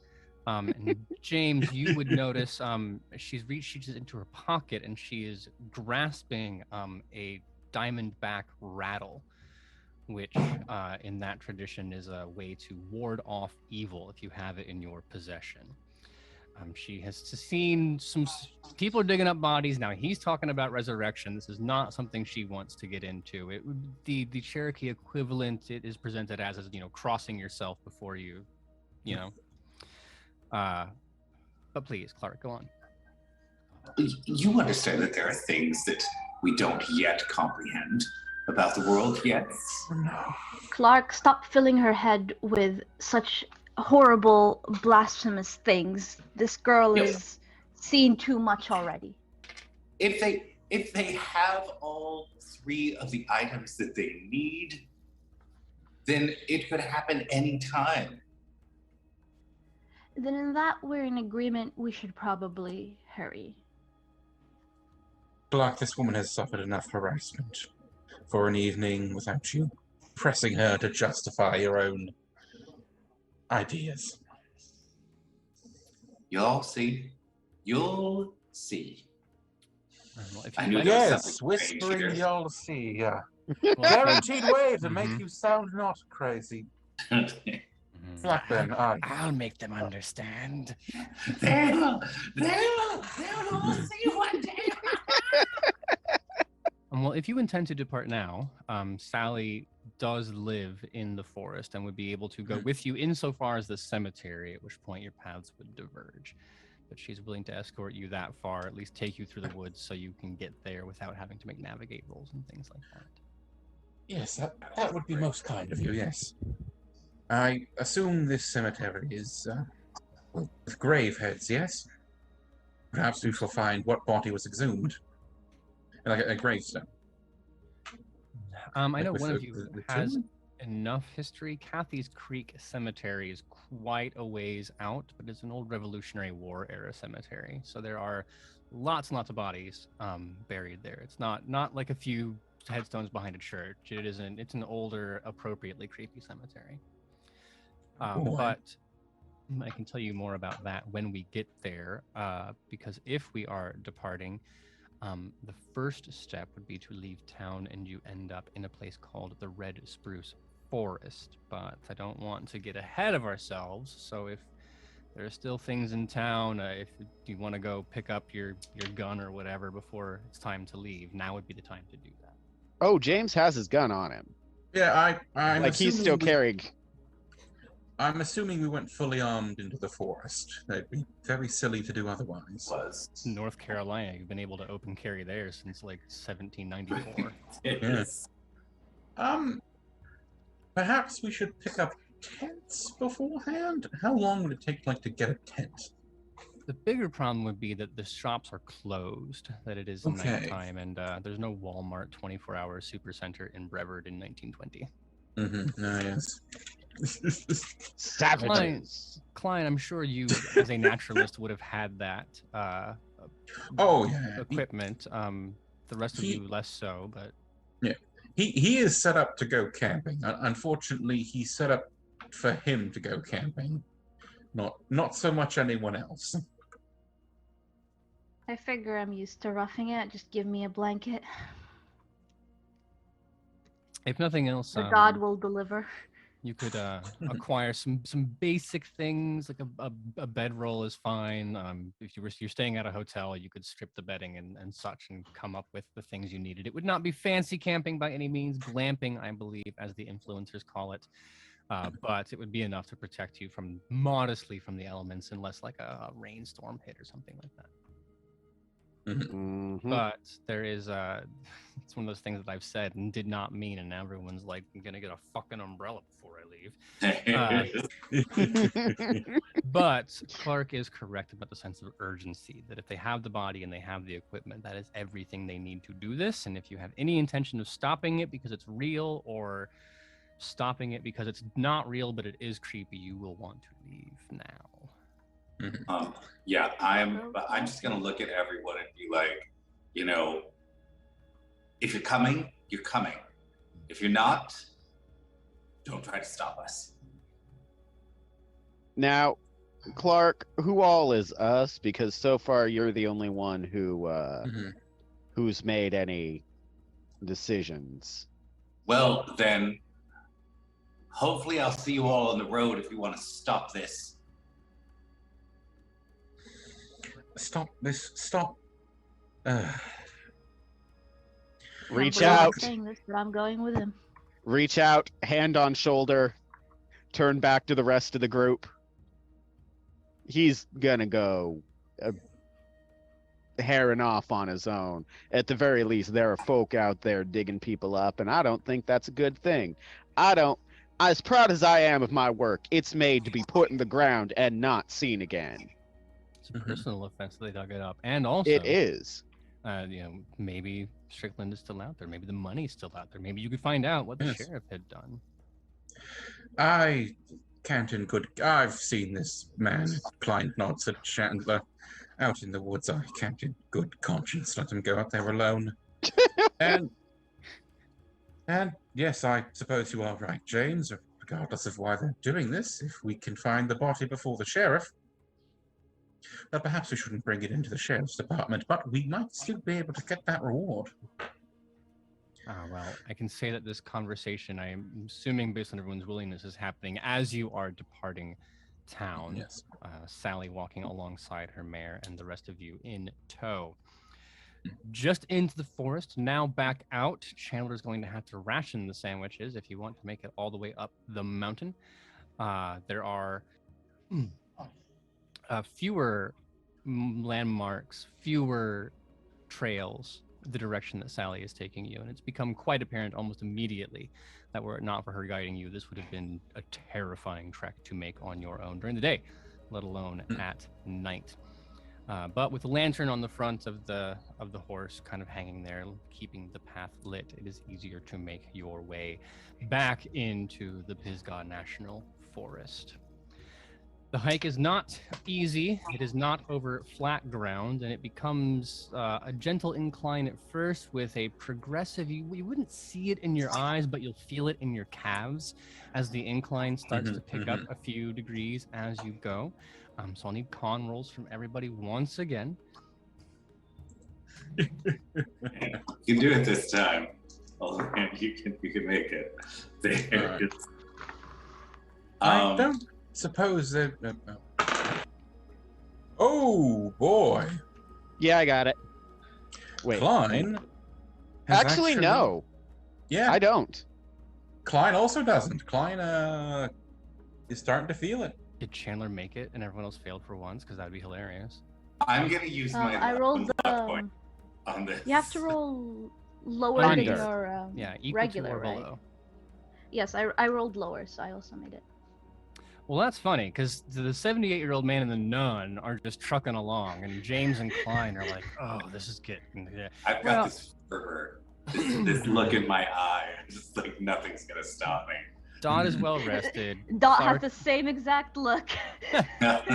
Very different ends of the ideological spectrum motivating you towards this. Well, it's quite simply, yes, you'll just take another point of 1 point of hit point damage for failing as you just coming along. And sometimes it's just the nettle that grabs you as you're on the path. Sometimes it's just the exhaustion.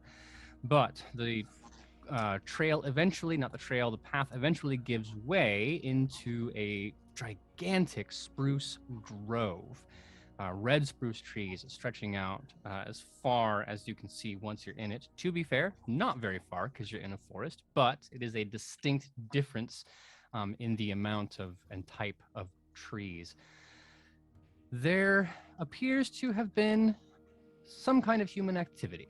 And even Sally looks a bit nervous because underneath this dense canopy, beneath the patch, the ground soggy and wet, there is a nightshade growth.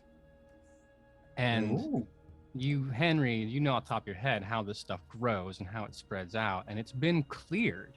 Someone has made an obvious human patch, not like human as in there's a body there, but like human as in human-made, a patch in the middle of it. There are fresh tracks. You can see footprints around. And seeing this makes Sally pause. And she doesn't need to say it out loud. She wouldn't waste those words. But this wasn't here when she left, and something is obviously amiss. That's... Klein sees Sally seeing this and sees it too, and walks a bit clockwards around it, stroking his beard. Hold on. And shining his own lantern on it. That's a disturbance. And yes, someone's cleared out this patch. Does it look like the earth has been disrupted here? Well, for that, Mr. Klein, I'm sorry, Dr. Klein, you didn't go to 4 years of naturalist school to be called Mr. Klein. That's right. Will you roll spot hidden for me? Oh boy. I don't suppose I could modify that with natural world, could I? No, because you're not looking for something natural in this case. At your direction, though, I will also allow the rest of the party to roll. Oh boy. I see Klein making a face. And... No, That 66. would be... Oh yeah, 56. I don't see anything. Not a damn thing. Whoa, nope, 96. I thought I rolled a 66. Very nearly to a fumble. It falls to you, Mr. Blackburn. Can you save us? Muted again, sir. I got 28, which I will modify with luck points down to a 24. Or does a 25 hit? 25, yeah, you can get on the button. Cool. Then I will drop it down to that 25 with 3 luck points. And it is good that you did, because Klein is a bit, he's fixated on the Nightshade and what might have happened there. Clark, every time he looks anywhere, he just sees visions of glory from an underground empire and creatures from beyond the realms of space and time. Dot, obviously not, they don't teach you crime scene investigation in nun school, at least not so far as I know. That might be a different order, at least, than one you belong to. But James, and I don't know what this says about your personal life that you noticed this peeking out from the terrain. There is a coil of rope around the base of a spruce tree, as if someone had been tied to it. And near that, there's a ballpoint pen that has fallen into the dirt, and also something that looks like a little scrap of paper. The pen looks entirely too nice for any ordinary person to have. You would need to be solidly middle class in the 1920s or a little upper middle class to buy a pen like this. The driver's license, though, will probably be a little more upsetting to witness. This is a handout. I will send it to you in chat. But for those of you, well, I don't want to ruin the surprise. So those of you watching, you can wait just a little bit as I show you what they find. Oh dear. So James is standing there at this point because he's heard what's happened at this place before. He's got his carbine in hand, not necessarily pointed, but he's scanning the area as the people who know what they're doing, theoretically, are doing the digging and the looking and the preaching. And he's been on enough crime scenes to recognize what's over here, because he is the town's undertaker. He's the closest thing they got to a medical examiner. Mm-hmm. And he kind of gently he reaches out the butt of the gun and bumps Klein on the back, motioning with the barrel towards the area. We got a problem. What is that rope? The rope and the pen are pretty self-explanatory. Someone was tied to this tree, and now with that context, you can see the struggling of the feet around the bottom of it. But the document is a piece of paper, probably 2 inches by 3 inches. It's not very formal paper, so we're talking like normal kind of. It's a little thick, not like notebook paper. It's got some weight to it. But it is a yellow document with a picture of the sheriff on it and his identifying information. It is the equivalent of an early driver's license or state ID paper. James will James will pop down his medical examiner's bag, pop it open, reach in and find something protective to put the document into. Mm-hmm. It's a little early for plastic bags, but you'd have like a leather pouch or something like that. Something. Yeah, I've as soon as I see it, the first thing I think is like, I knew he was bad news. This thing's been expired for 6 whole years. That's what you got out of this. No, if he was this. Forgive me if I am making assumptions once again. I don't think this pen belonged to any of the townsfolk. Absolutely not. And the only person I can think of who would have cause to own such a fancy pen has just been found by our dear sheriff, apparently.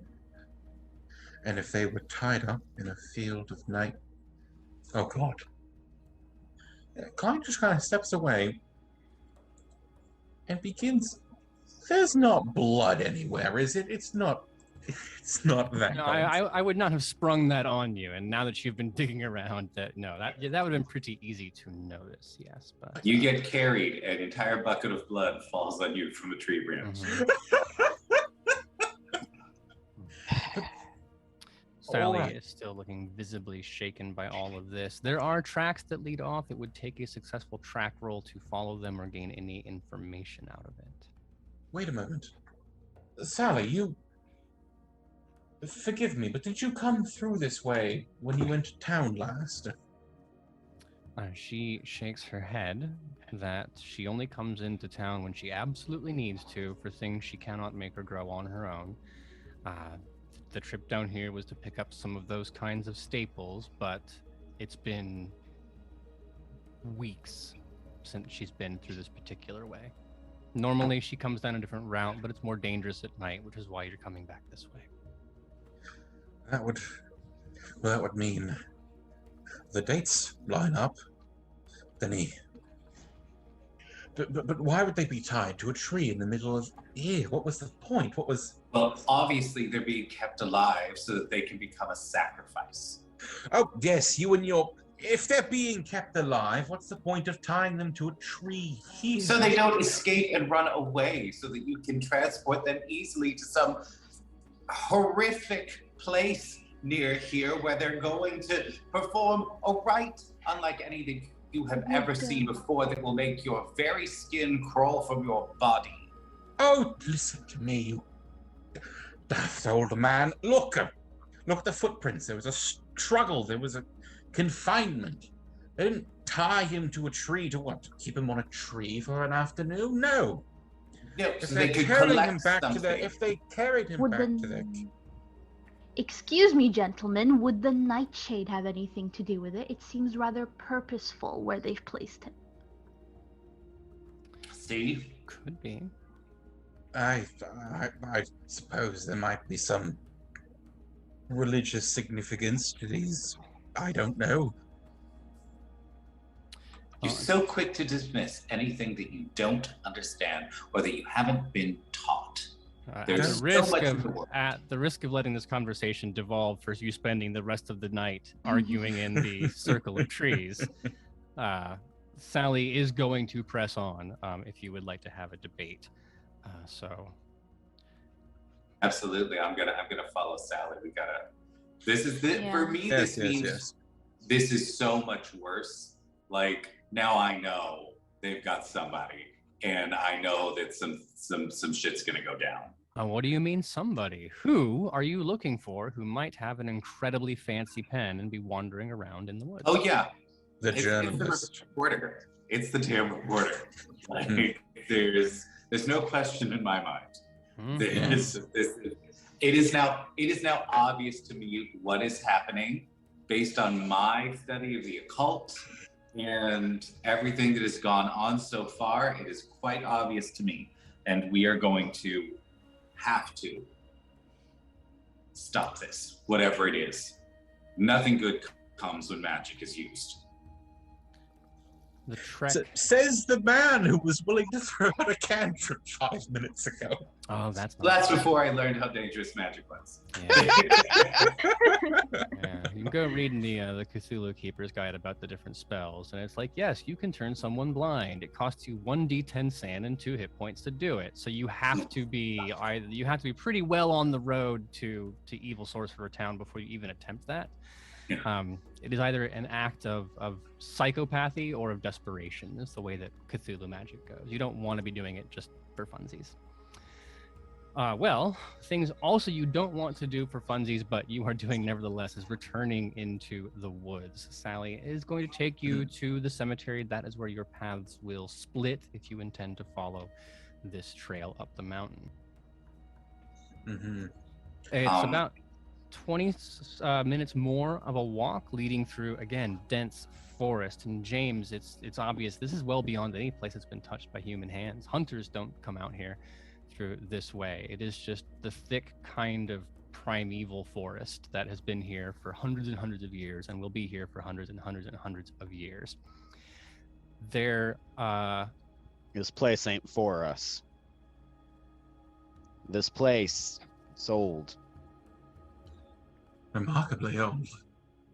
With the town so relatively close by, you would think someone would come here to the graveyard. The graveyard. Sally, how long this graveyard been here, you think? It is a Revolutionary War graveyard, so it's been there at this point for 200 years, right? Sally. Well, like 150.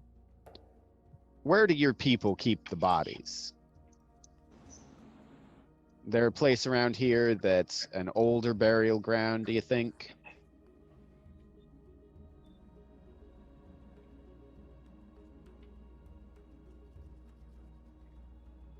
I think we might have lost Sally for the moment. So we'll put a pin in that question. Here's Sally. You're Sally. Oh, sorry. Sally. I thought you were talking to Dot. It was in my head. Oh my god. I was just like We sitting lost here her. waiting. Yeah, and also I just keep thinking like Sally is not. Yeah. Oh man, sorry. I was like, yeah, no, go ahead, do the thing, Dot. It's on you. I'm just hanging out waiting. Jesus Christ. Ostensibly, yeah. Sorry. Go ahead. Sally, do your people have an older graveyard around here? Older than this? She'll shake her head to that question. This is still Cherokee land, insofar as it has not been occupied by anybody else, but the numbers have dwindled, of course, by this time, and Sally is one of the only ones that she remembers in the area. As far as the burial ground or mounds for, I don't know if the Cherokee use mounds actually, but a burial ground, yeah, a burial ground for her people. I would say either that is knowledge that she has lost or secrets that are meant to be kept. Well, it sounds like it's a good thing it's a secret meant to be kept, because I get the feeling, looking at Klein and Chandler and Dot, that if there were an older burial ground, they'd have been there. You don't come out to a place like this without meaning to come to a place like this. Mm-hmm. They came, there are closer grounds, there are newer grounds. No, they went to the oldest ground. Now, I don't know what the fuck that means, but I don't like it. Well, where was this old man from the Snake Church buried? Very interesting question, Yes. isn't it? Last I heard, he was alive and well. Oh no, he's definitely dead. No. Well, He passed what brought the Mhm. investigator out here in the first place. right. Last I heard, he was dead a few days ago, maybe. Months at this point, I suppose, but time it was days. Well, that is a question that you can answer at Kathy's Creek. I don't know who Kathy was, and the creek is no longer here, but the name yet remains. As James has alluded, it is ancient forest, and the going is quite thick and difficult. But about a half an hour later, you arrive at this cemetery, being slowly reclaimed by the forest. You don't realize just where you're going, and you don't know that you've arrived until you stumble across, springing up from the ground, this iron fence twisted over, grown through in trees. It catches you by surprise how fast nature has taken over this area. Sally will not approach. Once you get that close, she is convinced of the danger represented by the three gentlemen and then digging, but also she is not interested in the evil presence that has polluted this ceremony and takes a few steps back. Now, if you want to know more about what was dug up here, you can go investigate, but Sally will not be going with you. And in any case, this is where your path up the mountain and her path back home diverge. Keep yourself safe, Sally. There's all kinds of shit afoot tonight. I'm gonna look at her and be like, do you have any weapons? She does not, but in a way that only proud old women can convey, she assures you that she has survived 98 years on her own without a shotgun on her back and will continue to do so. Holy, she's 98. No, I think I she's was more like imagining. 70, but she's old. Yeah. Okay. She would be described as spry. That's how That's old what- she is. That's why it's really funny that you were all trekking up to the forest, and the 78-year-old and the 68-year-old and the nun are all like, "Oh, I love a brisk walk," and you're just like, It's been a long day.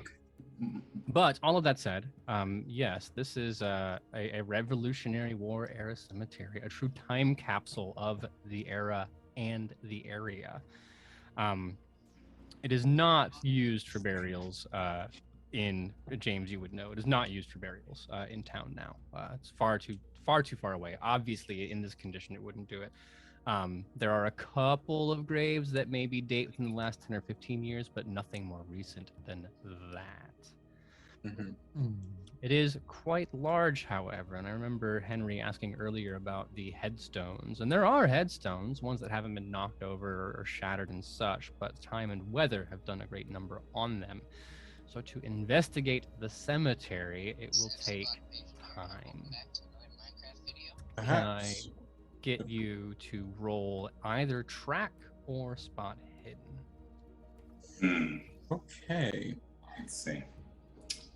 Right. Track or spot hidden.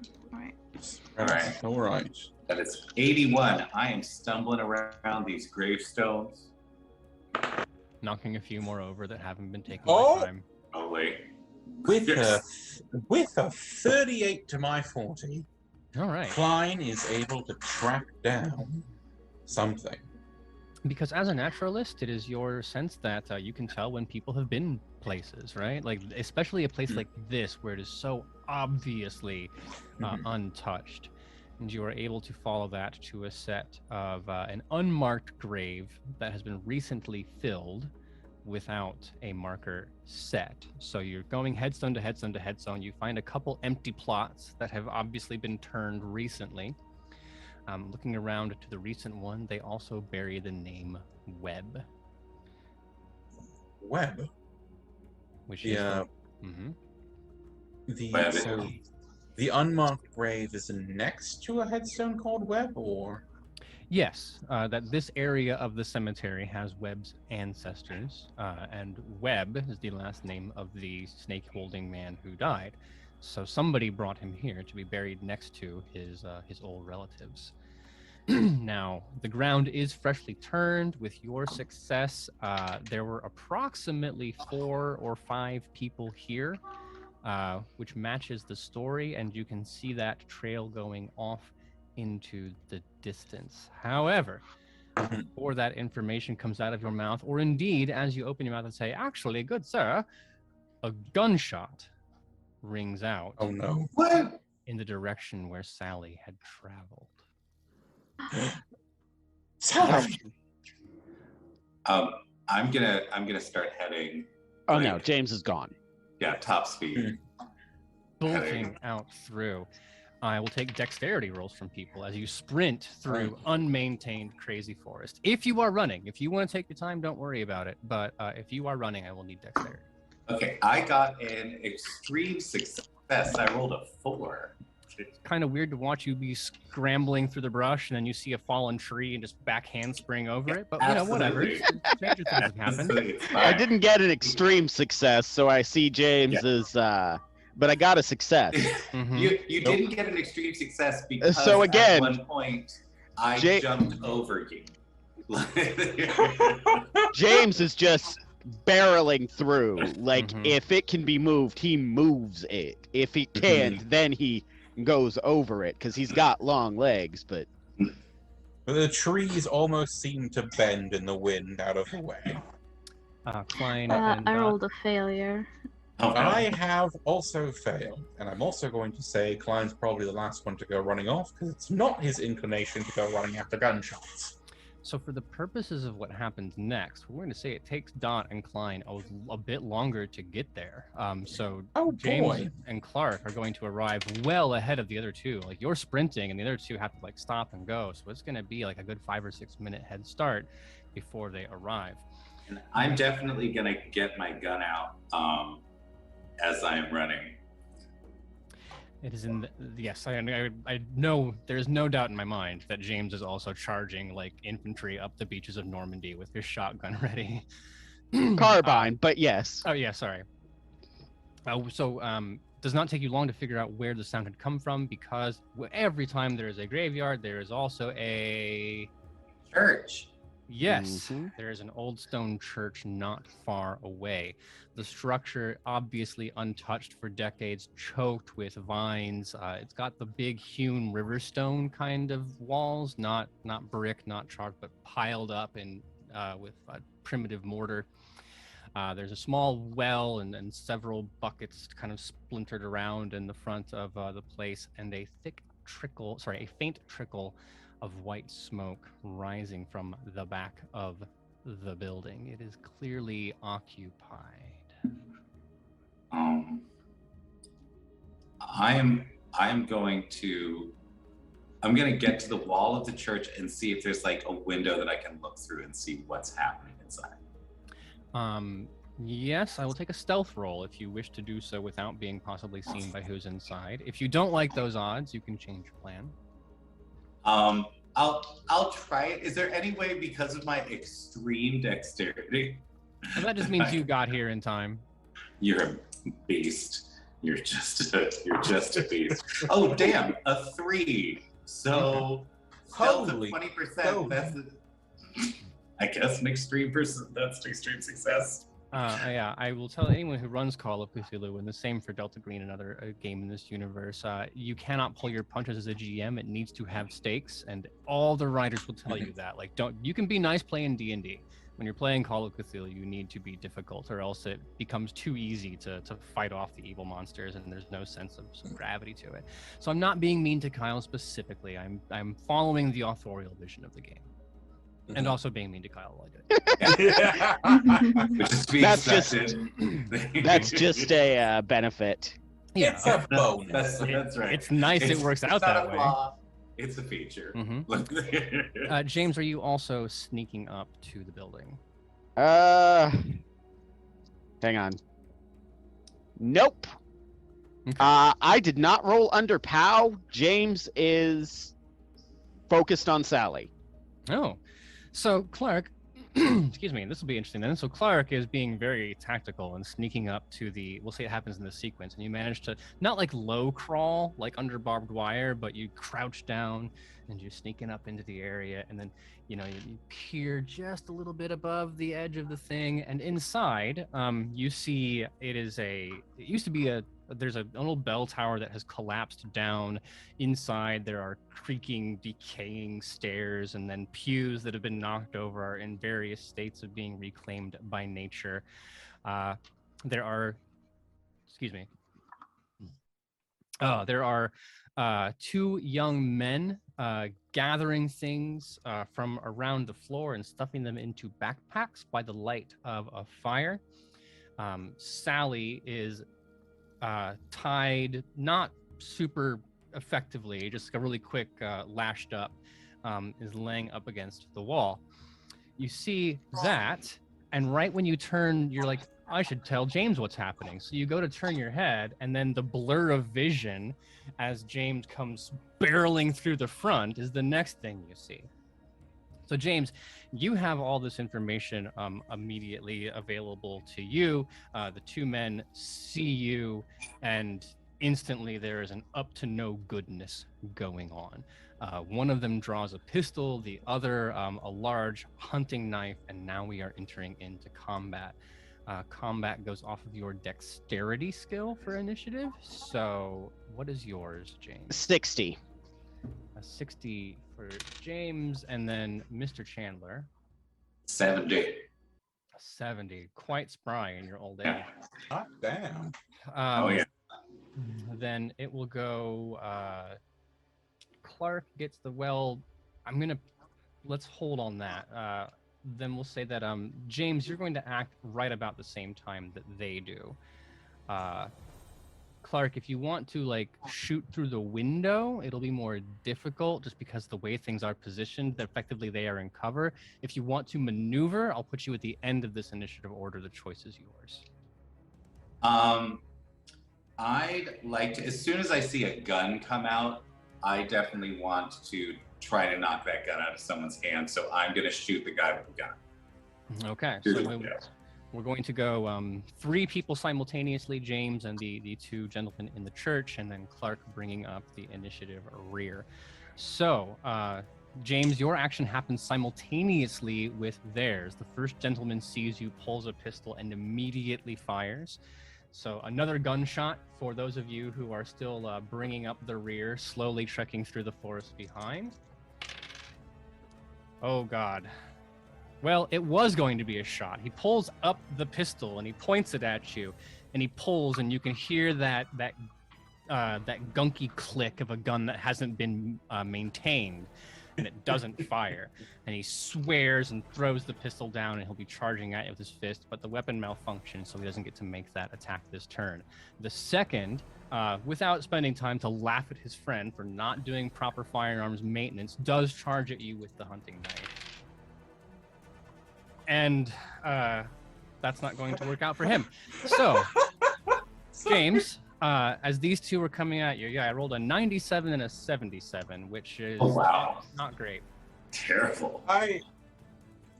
I'm imagining these two are a little drunk on snake juices at this point. At the very least, they are surprised. So, James, you see the first one, he pulls the pistol down and goes to pull the trigger. It goes click, he throws it. The second one is coming up on you with a knife, and he's got it swinging down. Tell me what you do. How do you block your way out of this, and then what's your action?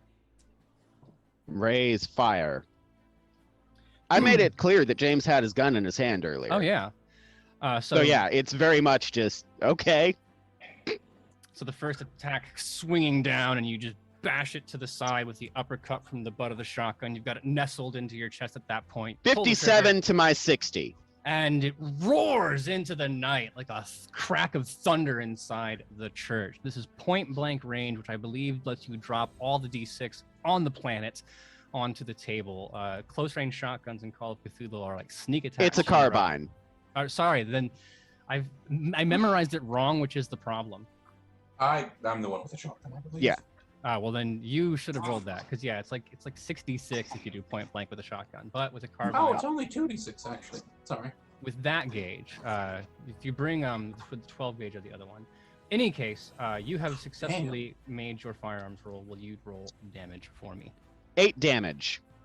8. That's a good shot through the ribs. Not enough to kill him, but definitely a good wound. As a doctor, you would know that when you a close up gunshot wound, there's going to be the scorch on the fabric from where the actual explosive part of the fire comes out, and then the singe. You'd have those little circles of black powder residue around the wound if you were to pull him in later. But when you're gunshot, the entrance wound is always smaller than the exit wound. So anyone seeing from behind would see the broken bits of this bullet as it disintegrates into the body and flies out the back, and just a spurt of blood. Clark, you will see that going by. It is now your turn. All right. I rolled a 25, so I used 5 luck points to actually hit. I have really bad news for you about luck in combat, sir. Uh-oh. No. Bad luck in combat. Yeah. It's one thing. You can't spend luck on combat rolls or sanity rolls. Fine. Then I'm going to shoot my revolver and apparently miss. On the bright side, it doesn't jam, which means you are there's a worse pistolier here than you. That's right. I'd like to, if I can, run closer in and try to get a bead on somebody if I can. So at this point, the initiative order is going to go Clark at the top, and then James and the other two together. So Clark, you get your first action. The man with the pistol has not cleared it. He has drawn a second knife. So you see James has these two men who are circling, and it's just a flurry of forearm blocks and kicks, and then James, the butt stroke with the carbine trying to keep people, and that's the middle of it. I did get, what I'd like to do is I'm going to see that we're now entering melee combat, and that I'm scared that I'm going to hit James if I try to shoot. So I just got a hard success on my cane. So I'd like to come in and just flip the cane open, the sword comes out, and just try to knock the gun directly out of one of their hands, whoever is closest to James. The only person holding a gun right now is James. The other two have no knives. So the one I'd like to the one that's not closest to James. Then I want to go after the one that had the pistol before. Sure. So charging in forward, I think it was shortly before the Civil War. This happened on the floor of the House of Representatives, where a certain congressman came out. Oh Lord! I'm not making this up. You can go Google it. It actually happened. No. Mm-hmm. Someone beat another man within an inch of his life on the floor of the House with a cane, as is happening now. You made the melee roll for that. Well, damage. It was worse than that. Well, mine is a cane sword, so I pull out the actual blade and going after this guy. Mm-hmm. And I do. So is it just on a hard success? Damage doesn't change. Yeah. Damn it. There is then it is a total 5. Okay. So 2 of them still standing, but both looking worse for wear. James, now we're in the point where all this stuff starts to happen simultaneously. I will start with, we'll go one cultist, then you, then the other cultist. Does that sound fair? Sure. First cultist. Finally, thank God, my evil GM dice are back. With the knife, you manage to bash it to the left with the carbine, but then the other guy gets your attention, and that means you don't see as the other one comes back and swings it over, coming into your side, probably just above your hip bone. The knife doing, oh my God, 8 damage. Holy fuck. Maximum damage hit with his damage bonus. I am so sorry. So I'm still up. You're up, yeah. Once you hit 0, but was that more than half of your hit points at once? It was. Okay. So I'll have to talk to you about major wounds by the end of this. Please don't hit 0, because then you, if you have a major wound, if you have taken more than half of your hit points in a combat and you hit 0, you don't go unconscious, you go to dying, and it's a different kind of thing. So if someone just nickels and dimes you 1 and 2 hit points down to 0, you fall unconscious. But if you've been stabbed in the kidney, very, very different kind of circumstance. But you, like I said, you're stabbed, but you're not out, and we'll say it is your turn now. Okay, so who's the one that stabbed me? First guy or second guy? We'll say first guy, not the one that Kyle shot. Okay. So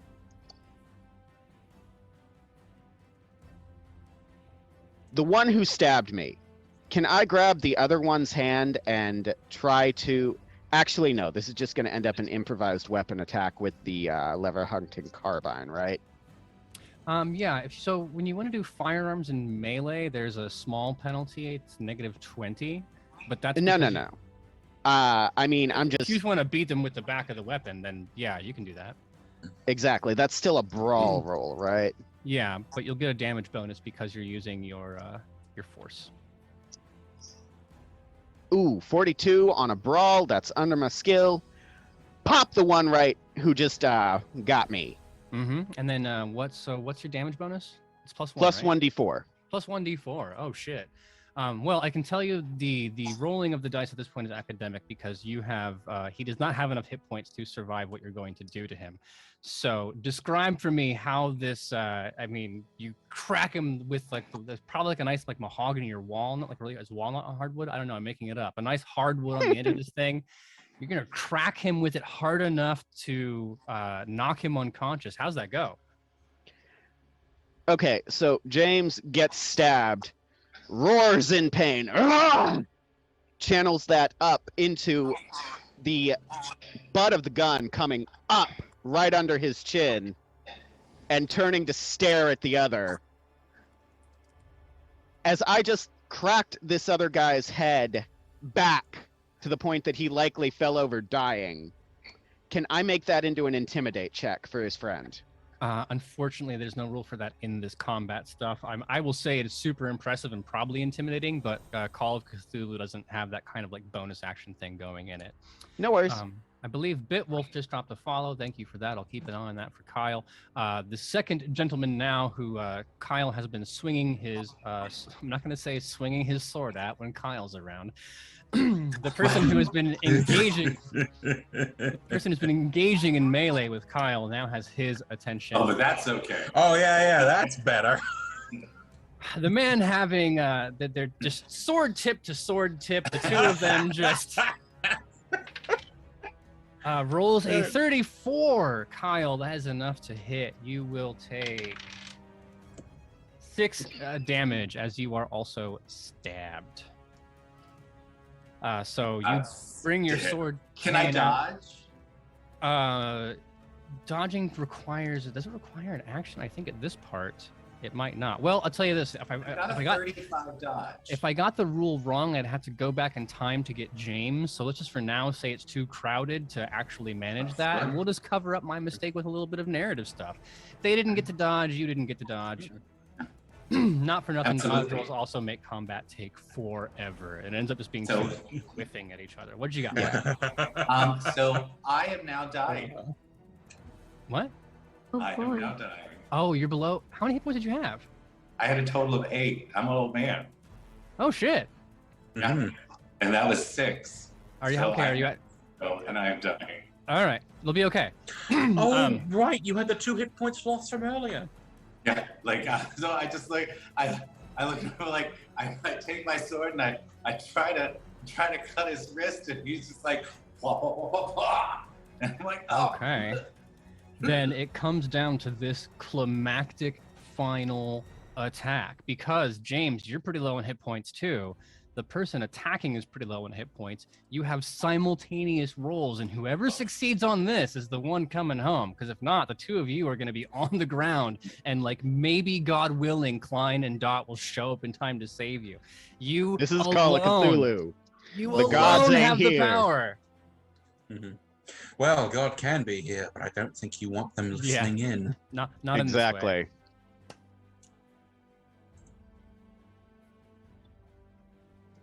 46. You Oh, no, got wait. it. 19, but still. 19, but you said, oh wait, and then everyone's buttholes puckered up and like, no, but yes, that is enough. So exhausted, bleeding, adrenaline alone making the pain in your body go. You do what? James sees Klein go down. There's just, sees Clark go down. Well, He I'm happy has you're that thinking of memory me. from years ago of pointing a gun at this younger but still old man, shaking in his boots, and the old man just being like, what did he say, Clark? Seeing this skinny, dirty native pointing a gun at him.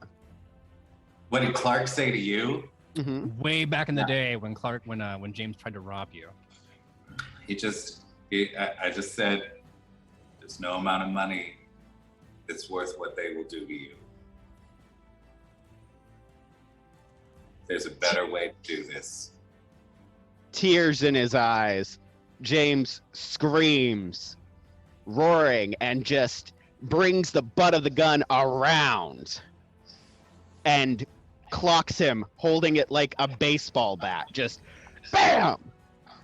And we're out of combat at that point, right? Well, there's only one more thing I need to know, which is, will you roll damage for me? Because that'll be the difference between he goes unconscious or you knock his head around so far that his vertebrae sever.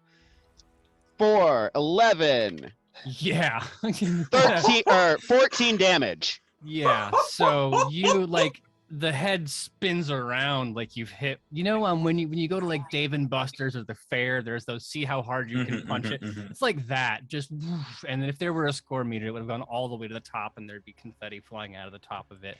This man, like his face, nose, just everything. Ugh. Because James doesn't stop there. As soon as he goes down, just pop, pop, pop. Then we will say that is what Klein and Dorothy arrive to see. You will come on the scene to find Clark on the ground, bleeding out, James just mauling, butt stock, crushing what remains of this young man on the floor. Oh my God! Oh my goodness! God oh my goodness! almighty. Oh my! I run James, immediately to Clark's side. Klein, medicine woman. Klein looks for Sally. Is Sally dead? Sally's alive. Yeah, she was bound. She was tied up. God ain't here, sister. Get him up. Klein is she awake? Sally? Yes, she's been shot, but she's alive. Oh, she's been shot. Crap. Not enough to kill her. She's not dying. She just like they shot her and captured her and it brought her. Oh my God! Oh my God! Oh my God! Okay. Oh my God! Okay. You know who is dying though?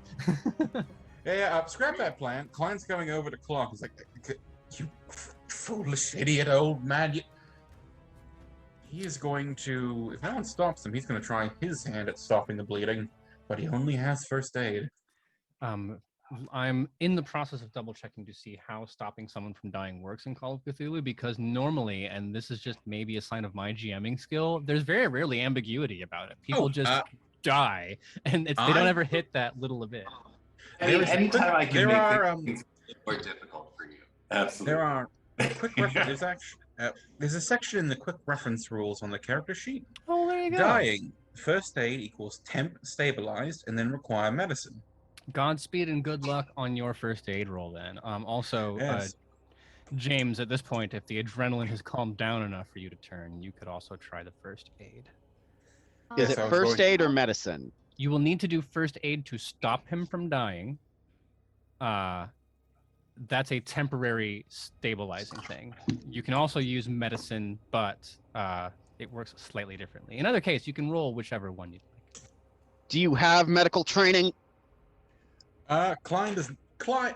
I mean, I've been around enough to know how to replace a few cuts and bruises. You're not going to let this man babble at you. You're a damn doctor. Knock Klein out of the way and get to work. Actually, that is exactly what I was going to say. As soon as he... Well, no. I did not with the first aid. 83 out of a 30. I have medicine, but that's even above my medicine.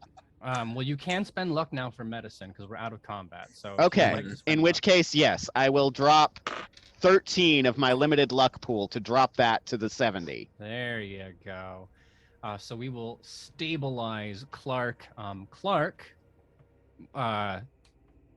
you're seeing the pearly gates or the infinite pipers, depending on how much how much sanity and which religion you believe in. And then through this blurred vision, you can hear the crack of skulls and gunshots, and then it starts to kind of blur down, and you're like, oh shit, this is not how I wanted to die. They're gonna turn my ectoplasm into energy. And then you're coming back and blinking, and you just see, 240 pounds of full-blooded indigenous doctor above you being like, I'm not gonna let you die. This ain't how you go. Don't worry. The bill was paid 20 years ago. He's just gonna sort of look up and just chuckle a little bit of blood comes out. Just weird. Doctor, holy. Oh my God, you're alive. Oh my God, you're bleeding too. Says Clint, who's just processed that James has also got a very large gash in his chest. Yeah, they didn't have a very good time in here while you were busy failing your dexterity rolls. Bring me Sally. I'll live. Yeah, Klein does go and untie Sally. Well, let's handle some administration first, because I do want to know how many hit points people come back, and we can say these things are happening simultaneously. I understand the urge to immediately go rescue Sally, but I also want to make sure that neither one of this gets lost, because we are coming up on the end of the session. But for medicine, treatment of medicine, okay, so using medicine takes a minimum of an hour. Yikes-o. Mm-hmm. Who must initially receive successful first aid. Okay, yes. So all of that I'm going to throw aside for the purpose of expedience, but we'll say that Clark, you are no longer dying. Based on the medicine roll, you may heal, are you ready for this? 1d3 hit points. Oh my God. Now, Klein or Dot, you can do first aid or medicine on James. James, you can tend to yourself, but it's a penalty if you do it. What's the penalty? Do we know the penalty intuitively, or is this one of the things you have to well, just intuitively, it's very hard to do stitches on yourself, right? It's actually a negative 20% if you're trying to do it to yourself. All right. And that's Klein. But the question is, if James has a 90, that is still a 70 above whatever you might have. So sort that out. On first aid, James does not have very good first aid. He's an undertaker by trade. You can also do medicine on yourself.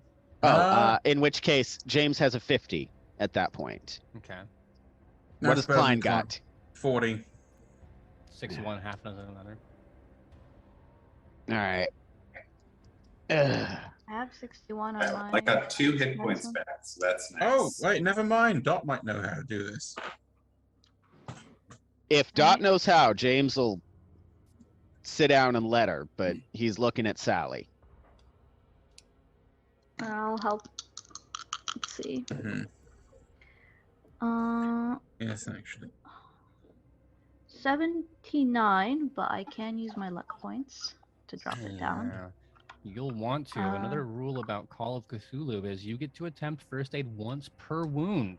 So you would not be able to heal again until James took more damage. Oh, damn. So I'm going to use 18 luck points to put it on 61 exactly. Very well. For first aid, James, you heal 1 hit point. As the wound is stitched up, Call of Cthulhu is fucking brutal when it comes to taking injuries. You can heal naturally over time, and you'll get like 1 hit point a week or a day or something like that. But in the it's not D&D where you can throw back 1d8 potions until your bladder explodes. Yeah. It's 1 HP a day and a weekly healing roll if it's a major wound. I believe, Kyle, correct me if I'm wrong, we have about 7 minutes left. Yes, something in that realm, yeah. Okay. Then you can go, James. At the very second the last bandage is latched into place, now you're shoving your way over to Sally to release her.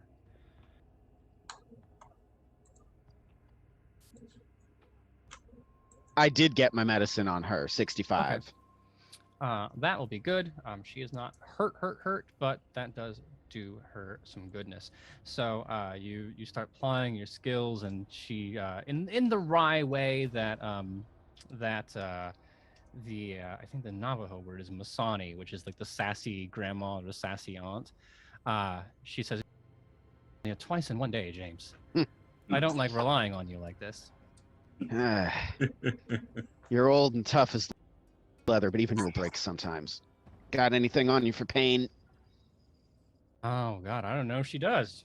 You decide. What would she have? Well, Native Americans did at least understand the importance of willow bark and chewing on it, so it's entirely likely that she might have pre-aspirin, basically. Makes sense for me. Then yeah, she pulls out a piece of it and then crack it in half so there's enough for the 2 of you to share. And that is unfortunately she does not have any more information. If you ask, she was leaving, they saw her again, and it was simply a matter of, if we catch you around here again, we're going to deal with you. That was my next question. Were these the same youths from earlier? No, but she does recognize them as people who were mucking around the graveyard that night. They were the 2 digging up the body while the youths were guarding it, or guarding them. They were 2 of the 4 folk who were there. Yeah. I'm gonna sort of like weakly lift my head up and point out the fact that they were stuffing things into the bags. Indeed, they were. They were doing something. With that prompting, Klein shall check the bags, while the 2 more medical professionals deal with the wounded.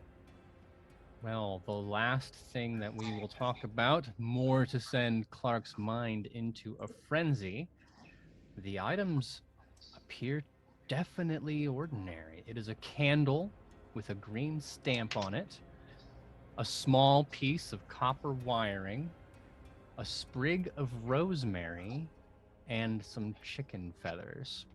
Now, Clark, even dazed, you know these are ritual ingredients. They're doing the damn thing.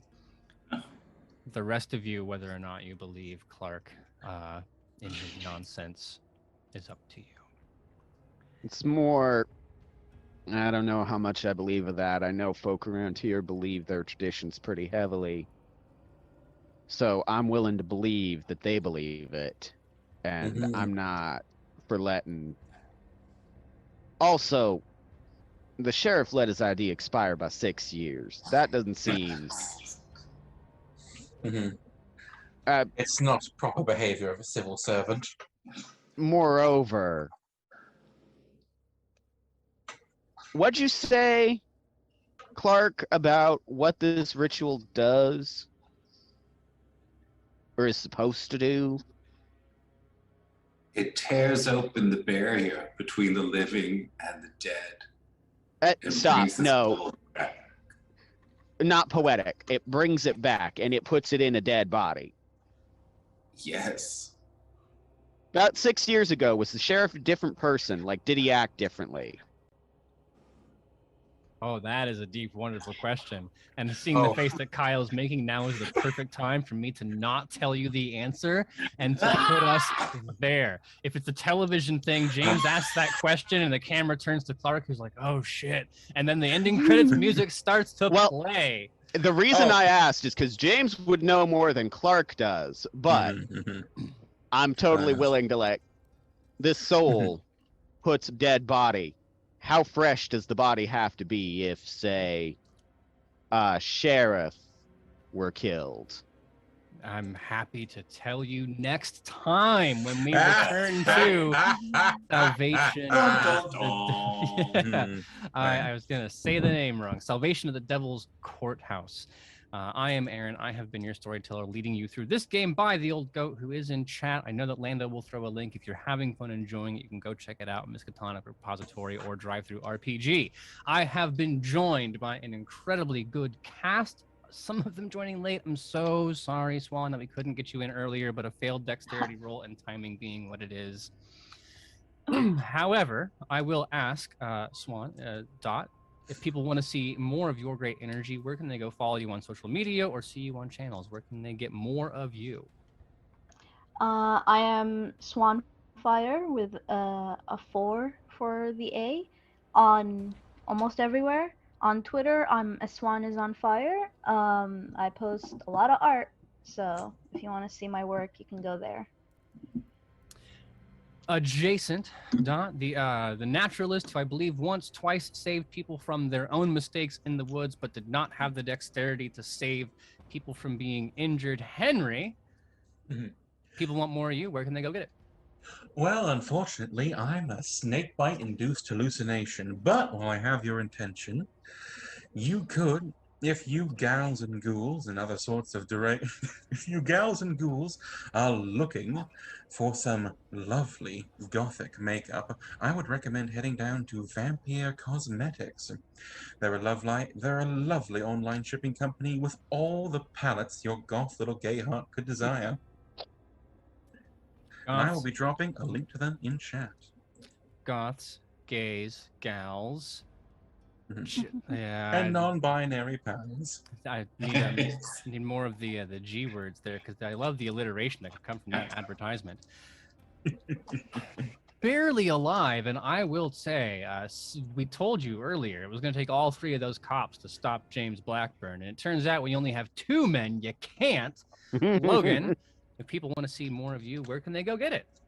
Well, I can be found at Akichiwe on Twitter. I can also be found at Logan Bose on Instagram. You can usually find me hanging out on Play Nerd Allies and a couple other Twitch streams. But I am also one of the writers with Coyote and Crow, and we just released our latest crowdfunding campaign for 10 glorious stories for the world of America Uncolonized, including one written by yours truly. And I just dropped that link in the chat as well, if you feel so inclined to back. So for both of you, would you send that into the chat, the Call of Cthulhu chat on Discord, so Lando can pop into the chat? Oh, whoops! Because we have links from My people bad. who are not mods. So many different things. Done and done. Yes, Logan already has my money. I have backed that book. I've been throwing money at Coyote and Crow since the very first time it crossed my thing. It's an amazing. Like, first of all, the product is incredible. It's gorgeous. It's a very nice book. Amazing design. The rules are a blast, and the fact that it fills a huge niche that needs to be filled in the way that we tell stories in TTRPG is just amazing. If you've been living under a rock or whatever and have no idea what Coyote and Crow is, please follow those links. It is pretty great. Runs on the D10 system, a bit like Storytellers, so it's really easy. D12. Or D12, sorry. Dice But pool. it is still a dice pool system. Yeah. And if you have a desire for a Coyote and Crow story screen, this is the crowdfunding campaign to join. There you go. I'm a sucker for rewards.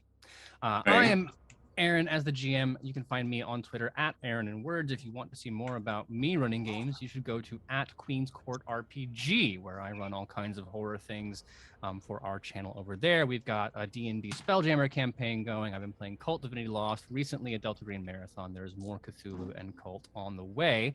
And with that, I will turn it over to our glorious host. Thank you so much for having all of us. Kyle, to you.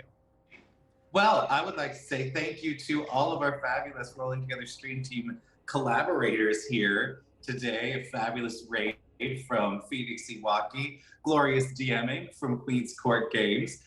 If you want to find more about me and what I'm doing, you can always find me here on Planet Allies. You will also be able to find me in games over on Queen's Court Games. I occasionally appear on Phoenix Iwaki as well. On two other channels, Dead Aussie Gamer and Quest Junkies UK. In all of these places, you will see me being chaotic and ridiculous. In addition, we just released today a fabulous adventure that is part of our Magnificent Mythologies, which Swan actually is a part of, which is delightful. There is, this one is actually done by one of our other artists for Magnificent Mythologies. It is all about lore from her roots, which is Indonesian. And this is a delightful adventure that is all about trying to stop Bakunawa from destroying all of the moons as you team up with several gods to make that happen. So if you love a fabulous adventure full of combat, this is the one for you. And if you'd like to go check that out, we just put that out today on Drive-Thru RPG. So head over and grab those and look at all of the other titles over on Magnificent Mythologies that are all created by BIPOC and queer creators from non-European mythological sources. So let's expand ourselves away from Europe and into the rest of the world. And I'd like to thank everybody for being here today. We will not be here next week. We will be here the week after, though, for the finale of Salvation at the Devil's Courthouse. And we will see you there.